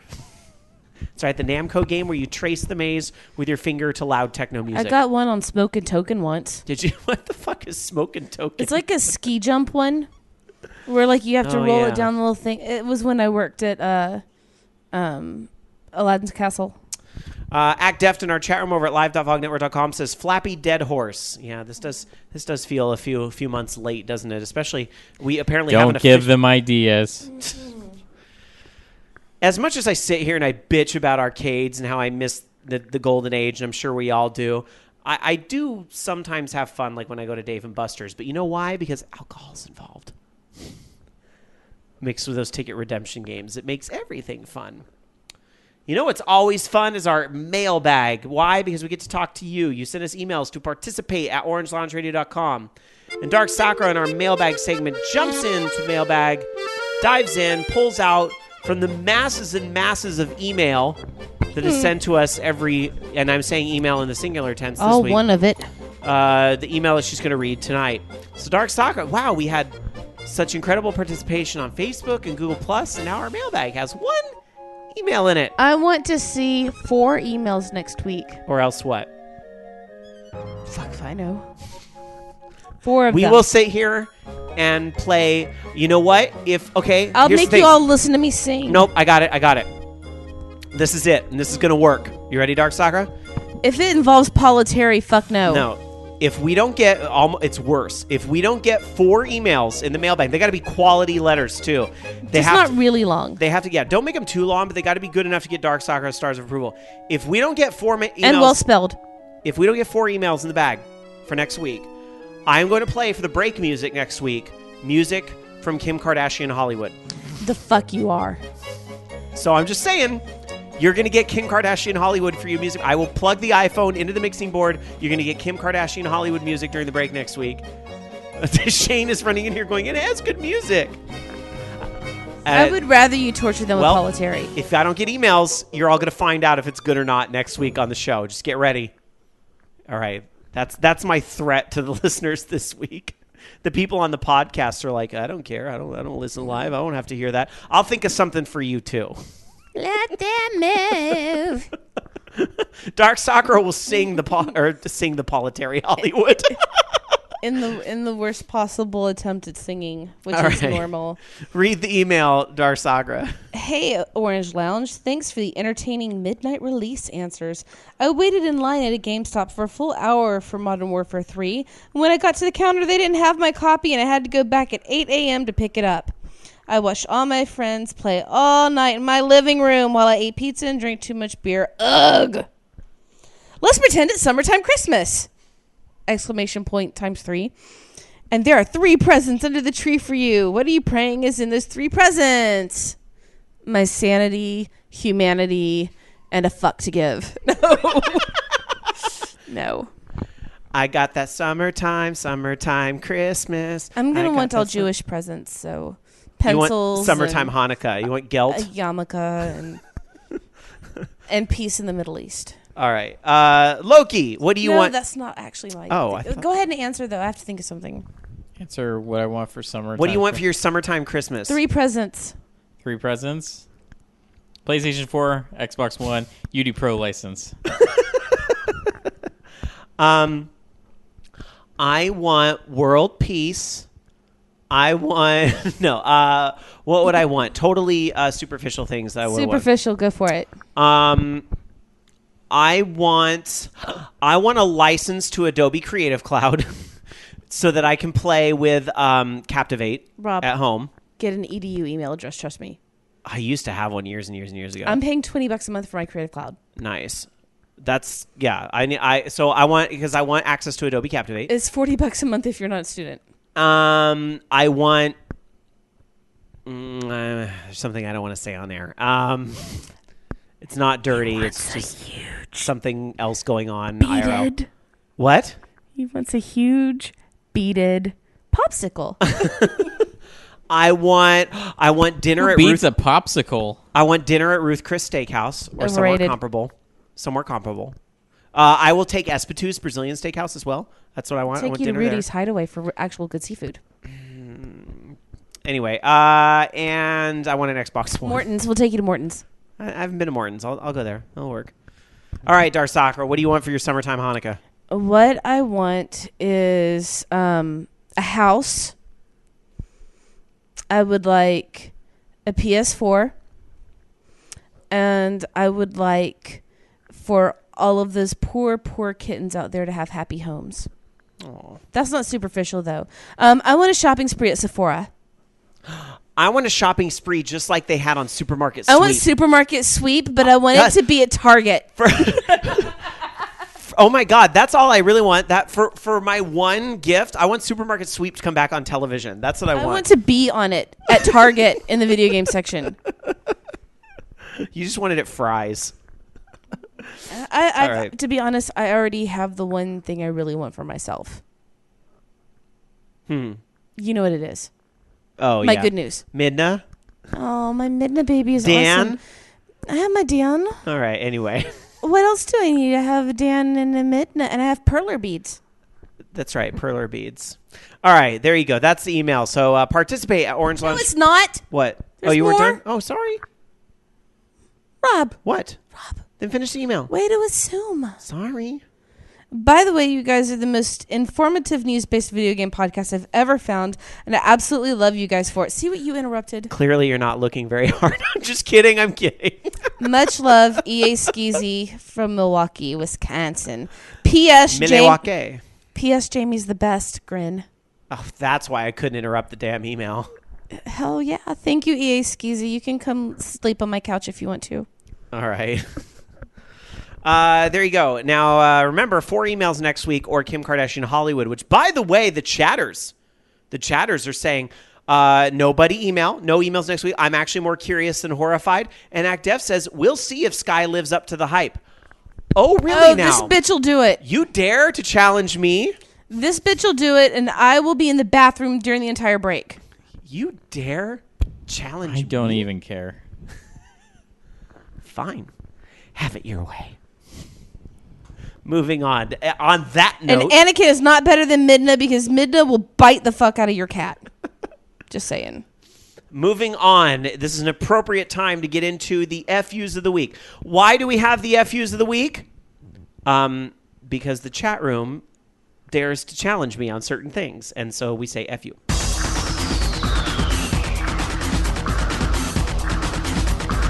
Oh, this is bad. Here is justice. Here is punishment. This is fucked up. I have a big FU that I want to say, but it is highly politically charged, so I will say this way. Research world events before you go around saying one side does this and one side does that, because you're not there, you don't fucking know the story. The other thing, too, is FU to my own general antsiness. And to people who don't say anything at Whole Foods, but they will block the aisle and just stand there looking at things blankly, forgetting that there are other people in the universe. That happens in more places than just Whole Foods. But it really happens a lot at Whole Foods. It's like True. all of the people with the I'm the only person in the world mentality seem to congregate at Whole Foods. And you know what's actually really funny, Rob? Try engaging one of them in conversation. And then you will see this, someone's talking to me, I don't know what to do. And then they'll be super nice and awesome and have a great day. But that's just what happens when you stop and fucking say words to other people. It's a California thing. No one fucking talks to each other. It's like, what are you doing in my world? This is my world. Bitch, I will talk to you and you will like it. Just saying. All right, Loki, your FUs of the week. Note to self: need to make a new song for FUs because it's getting old.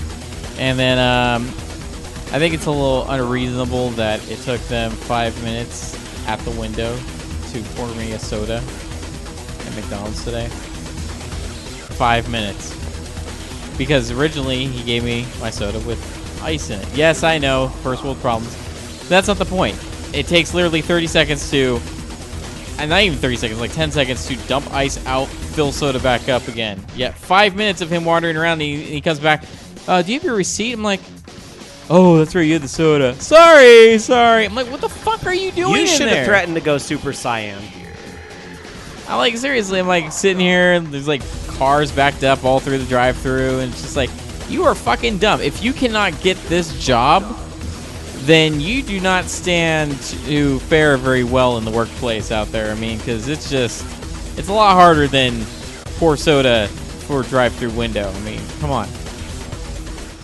All right, my FU of the week. I can't get into details because I just pretty much have a policy that I don't really talk about my daytime stuff here on OLR, but there was a lot of drama this week, and I'm just going to say FU to all of that in general. Thank you very much. I will double that too, Rob. Thank you. I appreciate it.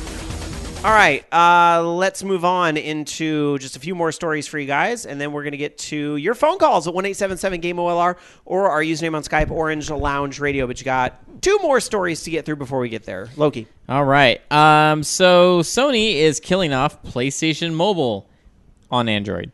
They are removing support after Android, was it Android 4.4.2, and I guess access and re-downloads on 4.4.3 and 4.4.4 will be up to the publishers.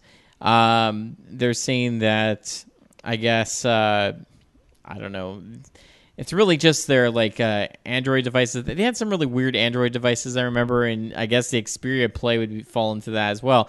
Now, let's not forget that this doesn't mean PlayStation Mobile is going away, because PlayStation Mobile is still pretty prevalent on the Vita and, of course, the PlayStation TV or Vita TV. And so they'll still be available to that. I'm actually looking forward to hopefully being able to publish on that someday, because you can do that for free. So that's awesome. Check those out. That's it. Do you think this is this a surprise at the end of the day that this got canned? No, I don't think it's a surprise, because, after all, it was only available to certain devices, and who really needs another fucking storefront out there in the Android marketplace? It's already fragmented enough. I think anyone that's really going to publish on PlayStation Mobile probably could just publish to Android pretty easily. Fair enough. All right, I got one more story for you guys here, and that has to do with some hilarity that happened on the mobile marketplaces this week. Have you checked out this awesome new game that's on the iPhone marketplace called Dargon Quest? That's right, Dargon Quest 4 from Square Enix hit the iTunes store this week. As you might be aware, the legendary series Dragon Quest was being released on the iPhone, iPad, and all this stuff. And I believe it's coming out on Android as well. It's available on the iTunes store, but when it first came out in the New Zealand App Store, it was called Dargon Quest. It was misspelled, which led to Twitter hashtag hilarity.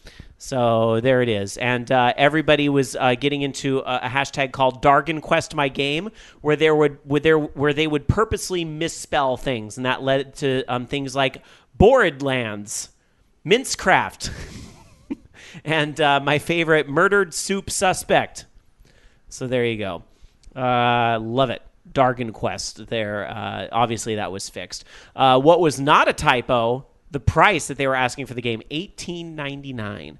I don't know if that's just if that was like New Zealand dollars or something. I think, but Square Enix games tend to be a premium price. Square Enix premium. Yeah, I don't know. As much as I would like to play this game, I have not really been swayed by a lot of the Final Fantasy releases on iOS. 3 and 4 were okay, I guess, but they really were just that the lack DS. of buttons that does it for me. It doesn't. Yeah, I would rather see it on the Vita or the 3DS. I would much rather see it there, where I can actually have buttons. It's still awesome. It was a PSP game, but it's still awesome on the Vita too. Is the Final Fantasy IV: The After Years collection? The After Years wasn't exactly a great game, but the remake of Final Fantasy IV, the sprite-based remake that was with it, was great. And playing the After Years is okay because at least it's still pretty much the same game. That'd be awesome if they did that for 6. Yeah, I would love to see that, but I'm not going to hold my breath. So.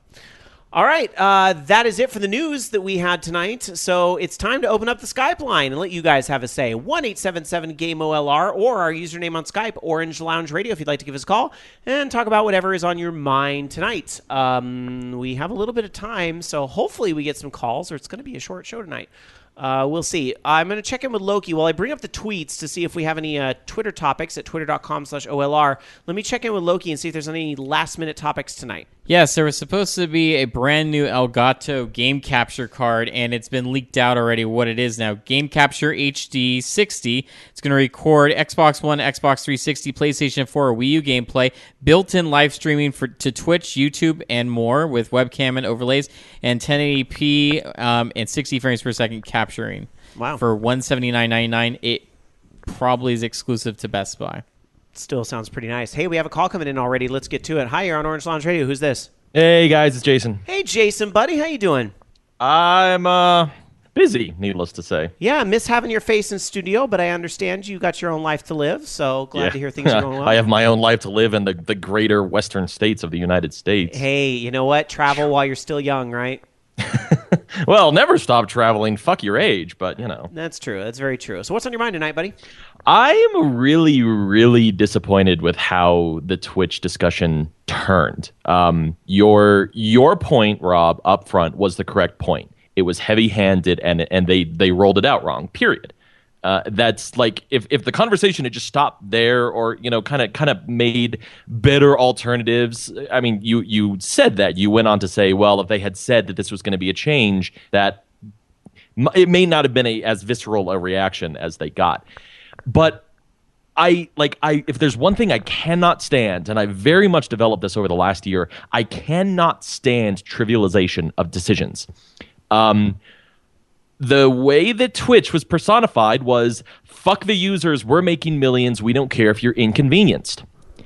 Nobody has that attitude. No business owner will ever have that attitude. Ever. Are you sure you want to put that out there? Have you heard of this company? It's called Comcast. I'm just saying, Jason, I respect that viewpoint. I understand where you're coming from, but I'm not sure you really want to say that. That's not the way Twitch went about this decision. That's the point that matters. Okay, here. that's more and like even it. And even Comcast. Yes, they fucked over their support decision. It sucks. I've never had a problem on the phone with them anymore, but fuck Comcast. That's not what this discussion is about. Twitch did not choose to dole this out so poorly. They made a mistake in their implementation, but this is business. We made the point about the fact that this is going to happen to any other company. And you want to know what's even worse? Music copyright enforcement is worse in Germany. Do you guys know that Hitbox is based out of Austria? If they get remotely popular, at least the people in country are going to be dicked over even worse super fast, because GEMA, G-E-M-A, the German whatever musical association, whatever German words it actually corresponds to, European enforcement is hell of a lot worse than it is in America. So far, Jason, I really don't disagree with you. I mean, yes, I made a Hitbox account just in case, like I said, I like the competition. Which I did at the same time as soon as you said that you did. Right, see? So, but the very next day after all this, Jason, I did a 2-hour stream on Twitch over the weekend. So it's not like I'm planning on abandoning Twitch. But I also don't play copyrighted music in the back of my streams. However, I'd like to be able to stream Grand Theft Auto 4 or 5, excuse. What the hell game are they on? Grand Theft Auto 5. I'd like to be able to stream Grand Theft Auto 5 when it comes out for the PlayStation 4 and not have to worry about the soundtrack and things like that. But I also kind of take the good with the bad. I mean, they're not going to do anything to live, and that is a point that we didn't say that I really should make sure is out there. They're not changing anything with live. They can't. Right. They can't run this software on live and do that type of stuff. And I don't have this delusion that people are going into my feed and saying, oh, I'm going to watch 2 hours of Rob Roberts playing this game. There might be I could probably count on one hand the people that might actually do that. But I can do more YouTube things or something that balances out the Grand Theft Auto 5 I play. You know what I mean? So I'm not totally heartbroken about this. But you're right. It's the way that they did it. And I, in general, I hate this about YouTube. I really hate the whole thing where I have no power against these people that I would argue don't really hold the copyright either. Copyright to be fair, trolls. Nobody besides Twitch potentially knows what the actual appeal button is, how that's going to work. And that's not cool either, but I'm willing to cut them a little slack because at least in the AMA they said we made a mistake. Okay, this shit's going to take a little time to iron out. Nothing's going to change overnight. Even when the YouTube buyout happened, we all knew the changes weren't going to happen tonight, but they were going to come slowly. And not so slowly in this case. Well, yeah, I guess that's true. It may not have happened overnight, but when it happened big, didn't it? Yes, it did. It did. And all of these points are valid and correct, and I love the fact that you made them. There was a streamer, speedrunner that I follow, a friend of mine from New Mexico growing up, that really, really irked me at the same time because, hey, guys, let's move to Hitbox. And I ask him why. He says, because Twitch fucked around my stream and my viewership went from 60 to 8 numerous times over the course of the stream. Because that couldn't be the flagrant abuse and bullshit that people were causing on a single network because they were pissed off about these sweeping changes. Like, legitimately or not, I don't fucking care. There was a lot of bad stuff that was going down that day. And what a surprise. A massive influx of bullshit is going to hamper a network. I'm shocked. No, I'm not. The fucking first day MMO, SimCity, Diablo, everything. Like, scale is the hardest thing to do for people and for everything, for people, technology, and for anything else. And I don't want to dissuade people from their choice. And if something is wrong, you should absolutely use something else. But just the slightest bit of consideration of the fact that one day later, things will probably be okay. But the day of, when the news and the blogosphere and the Twittersphere and everything else is going apeshit over something, yeah, shit sucks. It goes sideways. To be fair, and you clearly are very passionate on this topic, but I Mildly. love that. As an independent broadcaster, I'm passionate about this stuff too. But to be fair, isn't this kind of internet culture? Don't we do this all the time? Isn't there somebody we're mad at every day? Of course it is. And like I was thinking when I was thinking about this topic, when I was thinking about the fact that I was going to call in, my brain jumped back to the last time that I did exactly this, SimCity. That everybody was dogging on the fact that SimCity was fucked up because it was such a server-side geared game, and I came out in defense saying this happens every MMO, this happens every online game, and yeah, you can capacity plan, but until you have hundreds of thousands of users at the same time, something inevitably fails. Period. That is technology. That's true, but not to dredge an old topic. But I think the real question was, should SimCity have gone online only in the first place? Definitely a whole different topic. Definitely a whole different topic. Jason? And maybe the answer is no, considering where we are. But yeah, anyways, Yeah, right? I just like call it the fact that I know somebody that works there now, and he's a really, really good friend of mine. Call it the fact that I've now been in the middle of this professionally because I work for a startup, and because like I was always like, I've always been interested in this culture, gaming, gaming technology, all of this, anything modern is basically the way that I would describe it. Modern technology and gaming and media. I've always been super interested in it. And until the last 2-3 years, I've always been on the outside in. I consider myself, I have my visceral reactions about things. I say stupid shit. I've gotten called out for it. I'm going to continue to make these mistakes. But especially for something like this, where I feel I have a lot more hands-on knowledge than most other people. Like it is rude. I consider it rude to personify anyone with the quickest decision to fuck over their users when they entered into this business. Twitch was started for a reason. That hasn't changed yet. They went all in on that by the closure of Justin TV. And it's just a really big deal to me, possibly also because I'm involved in these sort of processes now, and I know what goes into any sort of a technical decision. The reason why this was such a joke is because copyright enforcement is not built for gaming and exceptions like Rock Band and Rocksmith, etc. It says this person has a legal claim to it, so we have to throw the blanket law enforcement on top of it, and oh shit, there's an edge case, a very big one in the world of gaming. And so here we are with no easy answer. Right. Yeah, we really don't. And I truly do hope that, one, the drama is going to subside. It already did, as far as I can tell, as far as I care. But two, I can only hope that they continue to make these great, these worthwhile, call them backtracks, but enhancements to make sure that their resolution to any of these complaints and more is handled responsibly. Jason, I love the call. I love the passion. I got to get some more calls, however. Would you like me to end it on a positive note? Please. Why did Susan bring 2 pairs of pants to her golf game? Why? In case she got a hole-in-one. Thank you, popsicles that I ate just about 10 minutes ago. I'm hanging up on you. Works for me. Have a good night. Bye. Well, very, very well stated case. Very, very good. Let's move on. Our phone is ringing and we got more calls coming in, so let's get to it. Hi, you're on Orange Lounge Radio. Who's this? Hello. This is 13X Forever. Hello, 13X Forever. I have seen your name on the Twitters, and I see your face. Hello. I have seen your name on the Twitters and so forth. I don't think I've heard you on this show, but maybe one other time. Welcome back. What's up, buddy? No, I never called in. Oh, well, first time caller then.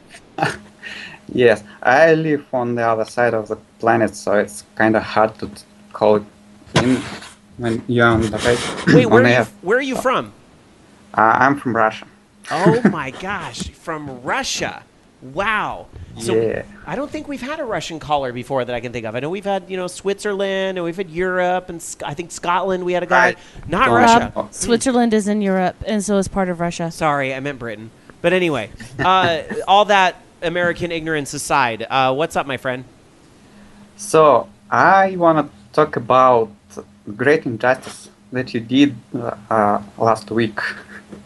Uh-oh, what'd I do? want to talk about a great game that just recently came on Steam. That is Trails in the Sky. Oh, but Uh-oh, your audio is cutting out. I don't know if you can hear me, but your audio just cut out. Just check your connection there. hello. Yep, can hear you. What is the game? Oh, you're cutting out again, my friend. I don't know if I think it was Trails from the Sky or something. Trails in the Sky was the game. That sounds like it to me. Yeah, but the audio is cutting out. I can hear myself, though. Try again. Yeah. Oh, it's like he says something and then it just like cuts out right away. No, I want to hear what our Russian friend has to say. He's even making a face like, God damn it. Jason is suggesting shut off the video for a minute. Go ahead and shut off your video, and that'll help your bandwidth. Can I shut it off on my end? Like, just, Hello. yeah, you're cutting in and out, and we probably have to have the video cut in order for you to have the bandwidth. That's probably what is happening. There we go. Okay, the video just shut off. So try again, my friend. Is this better? Yes, we can hear you now. Okay, so what was the great injustice we did?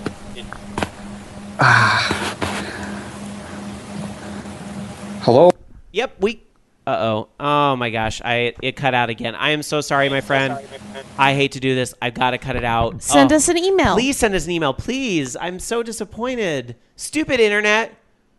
Email us and I'll read it. I promise. Akuma JP in chat says, thanks Obama, NSA. Seriously. All right. Kaijudo says this guy's calling in from a Russian sub. I don't think it was a sub because I could see his background. He had like a giant copy of Bravely Default sitting back there. So No, I don't think that's a sub. You're right. They don't let those on subs. That's right. I'm sad. All right. I'm so sorry, my friend. I was excited to have an international call and then it cut out. But I want to know what I did. What the injustice was that we did. We didn't find out what that was. And I first thought when Jason called in, he was mad at us too, because I thought that whole point of that call was, you said this, but... All right, who else is mad at us tonight? Let's go to the phones. Hi, you're on Orange Lounge Radio. Who's this?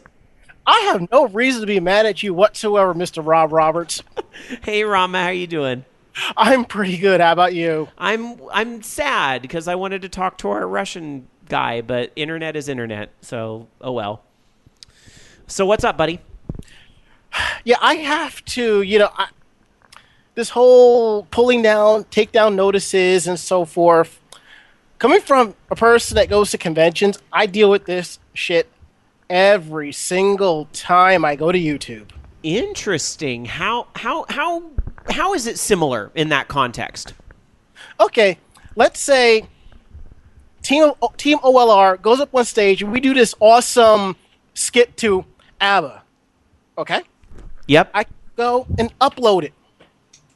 A couple of days later, I'll get an email saying that either the copyright people who own music from ABBA don't like it, they want it pulled, or it can be blocked in certain countries, or it gets muted altogether. I have seen that type of thing happen now that you're mentioning that. Yeah, totally.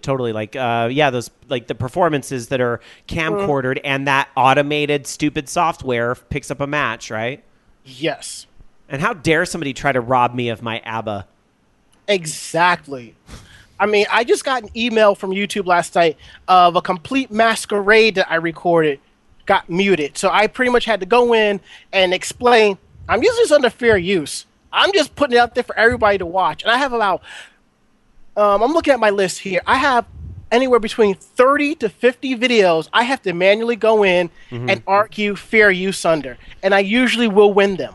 Because number one, I don't have them monetized because you really can't make any money off of somebody making a fool of themselves on stage. Right, exactly. Yeah, it's like you're not making money off it, so...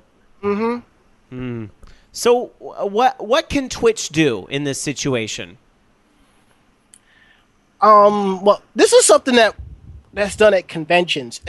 If you notice how when you go to various cons, the video rooms, you'll see they're showing different series and so forth.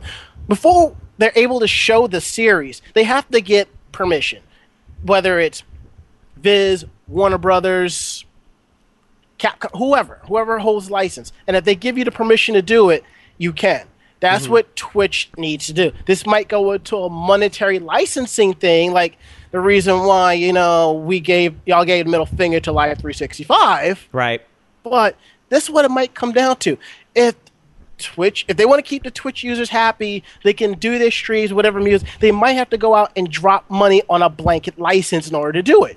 And depending on the cost, they might have to send that out there. I don't stream on Twitch, so I don't know. So if it's free to do a certain amount, but then you have to pay for a certain tier, if those price quotes jump because of licensing, they'll have to straight out say, look, we have to get this blanket, they have to get this license, you have to pay more for it, so you can do whatever you want on Twitch. It's done and done. It's either you can do your Let's Plays in this with your favorite music or without your favorite music.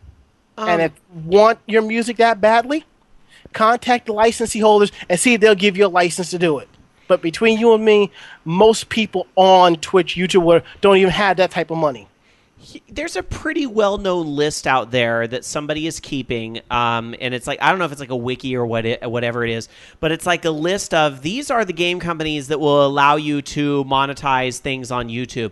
I kind of feel like I'm getting from what you're saying that Twitch needs to be responsible for having their own list that is built into the system of what you can and can't broadcast. Is that what I'm kind of hearing? Yes, but you... Sorry, just saying. What's interesting about that whole thing, Rama, is that Twitch is built into the PlayStation 4, and that's a huge selling point of the PlayStation 4 is the ability to instantly share your gameplay. So I kind of feel like if you release a game on the PlayStation 4, you know that your game's going to be able to be streamed on the internet. And I've heard of that, they can actually block, like, I don't know what it is, like the ending or certain scenes or things like that. They can block that. But I have not heard yet of a game released on PlayStation 4 that just flat out would not stream on Twitch, with the exception of Playroom, but that was a completely different circumstance.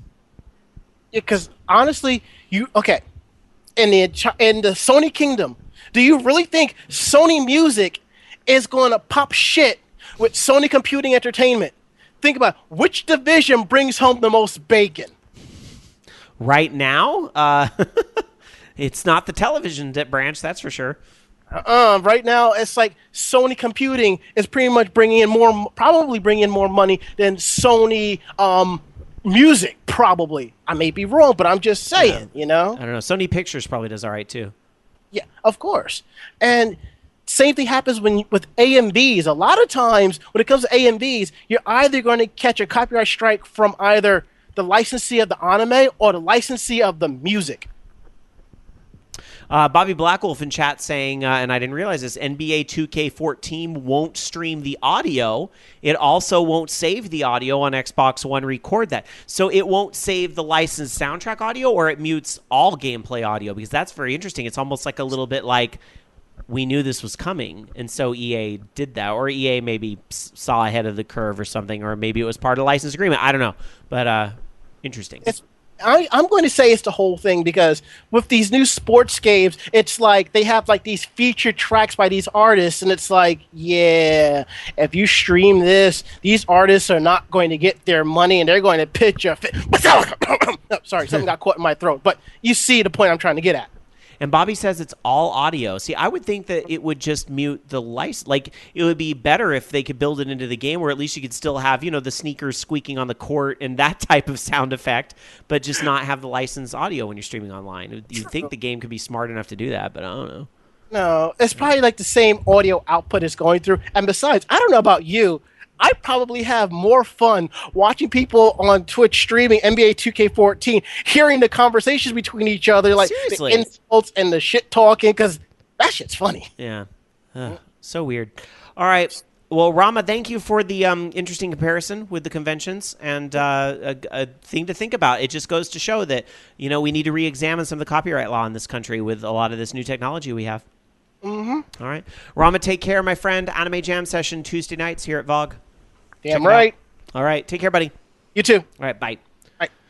That is it, you guys. I'm going to go ahead and close up the Skype line. Thank you guys for calling in. I'm sorry to those that didn't get through, and I'm really sorry to our friend 13 Forever who had the internet connection problem there. But again, please email us, participate at orangeloungeradio.com. You can always tweet us as well, twitter.com/OLR. We look forward to hearing from you guys in one way or another in a future week. Other last minute stories, Loki, real quick, before we close up shop tonight. Yeah, actually, I got a few things. So Microsoft apparently is going to be offering indie developers on Xbox One free Unity Pro licenses. It's going to be specific, though. Xbox One only Unity Pro licenses will be offered to qualified developers, and they're basically on the lookout for promising titles. So, all right, and then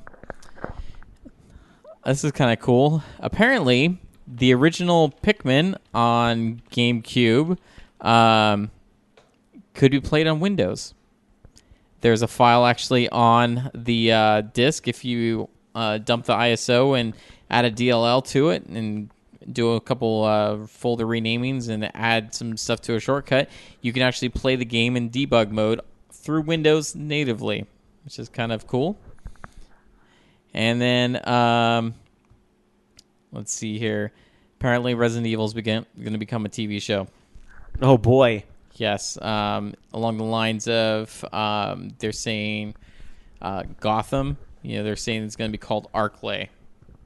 And I have zero interest in that. And then I'm predicting the future right here, okay?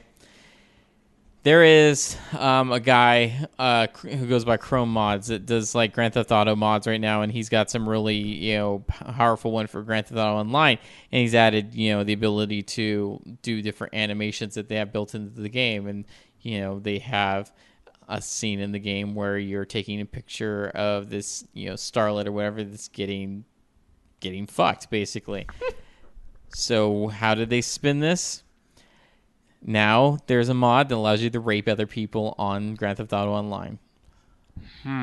Because it allows you to do the fucking motion and you lock down a player on the ground. And I mean, granted, it's just trolling and silly, but how long is it going to take, a news outlet to do that for headline? Yep. That is a Tumblr tag waiting to happen. That is definitely, you might want to rethink those mods. Quick, sorry, was there other last minute stories? That's it. All right, I want to do some quick Twitter questions, topics here before we close out shop tonight. Some tweets from last week's show. Flacco Jones tweeting us about the Lay's talk, the chip talk at the beginning of the show. Remember that? Yeah. Flacco says, yay for Lay's talk. My take, wasabi, amazing. Bacon mac, okay, but way better cheese and bacon chips out there. Mango and cappuccino, both gross. I feel pretty much the exact opposite of Flacco. I thought mango and cappuccino were the two best. Oh, mango was nasty. The mango was kind of an acquired taste. My rank, just saying. Yeah. The bacon mac, the cappuccino, the mango, which I actually did not hate the mango, and then I will not try the wasabi just because I hate fake wasabi. My final ranking would be cappuccino was the best because they tasted like Taco Bell cinnamon twist to me. Cappuccino was way the best, way up there. Mango would be next, followed by probably wasabi. Actually, because I don't have the hatred for wasabi that my co-hosts do. And then last place, Bacon Mac. Just unoriginal, and it'll win anyway, and it's going to piss me off. Blinn Rich on Twitter tweeted us saying, just saw your featured game from last week's show on Inside Edition. Reminds me of the old 900 number controversy. Was that Mylon Secret Castle? I was trying to figure out how that related to the 900 number controversy. I don't remember. Was there something with that? Or it could have been about ZZT from 2 weeks ago. Maybe, because I'm not sure. Sometimes when they say last week, that could actually be the week before that they were listening to. I don't remember there being a 900 number controversy for anything. Brad from Pod Culture, by the way, says that is our geek cuisine on this week's Pod Culture. Pod Culture's got a huge week ahead. By the way, Brad was sharing some stuff. If you haven't heard Pod Culture, you should check it out. Monday nights, the Voice Geeks Network, 6 Pacific, 9 Eastern. They have a huge show because he just went to this local convention out there and got like all these bumpers from people. I don't even think I can say who, but it's really, really, really big. He sent me one of the bumpers and I was like, you suck. but in a loving way. Lastly, Peeker Uno sent us a tweet that says, the golden rules for credit cards. Always pay off in full each month. Remember we were talking about the GameStop card last week. Always pay off in full each month. Get paid to use credit cards with reward cards, and budget with YNAB, which I believe means you need a budget. I think that was a game that was on Steam during an app that was on Steam during the sale. I know a lot of people were picking that up because it's very popular budgeting software. I don't think it's on Steam. It is. It's an app because Steam has apps. Oh, Yeah. yeah. It's one of the, like, they have some music software. I think you need a budget. I have an app. It's called a ledger book Okay. in I'm our sure there's- online banking.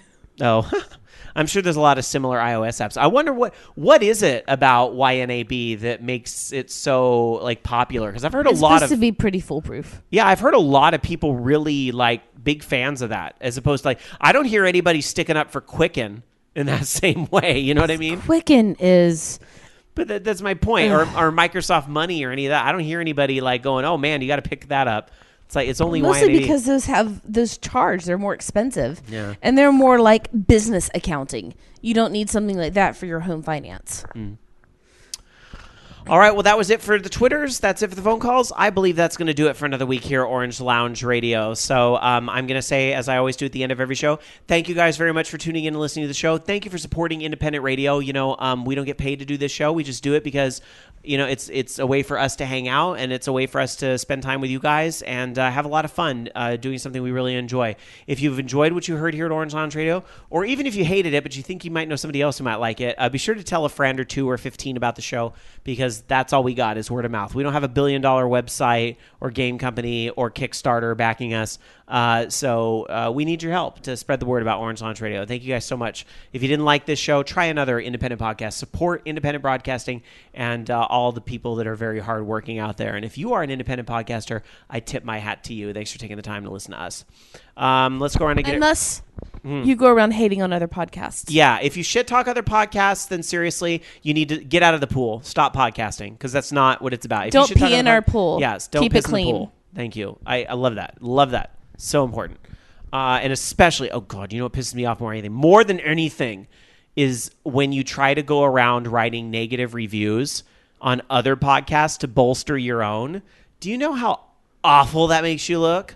It makes you look so awful. And if you think you're fooling anyone, it's so easy to look at your profile and see which podcast you gave 5 stars to and how all the rest you gave 1 star to. I'm just I'll saying. let you know that'll never happen for me because I'm too damn lazy to do any of that. Right? Just saying.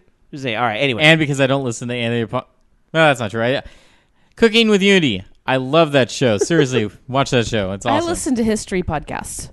I do listen to some other gaming podcasts. I don't And listen to as much as I would like. Mr. Proops. Yeah. Yeah. I try to listen to a I variety was on as his well. podcast once, sort of. I remember. All right. Let's go around and get everybody's final thoughts so we can wrap up the show tonight. Loki, I'll start with you. Loki, your final thought tonight. Yeah, since Act Def just put a comment on there, it says unless it's the ball pit. You know what, Ranma? I think that they need to have a new show that talks about cons called Live from the Ball Pit or something. That would be hilarious.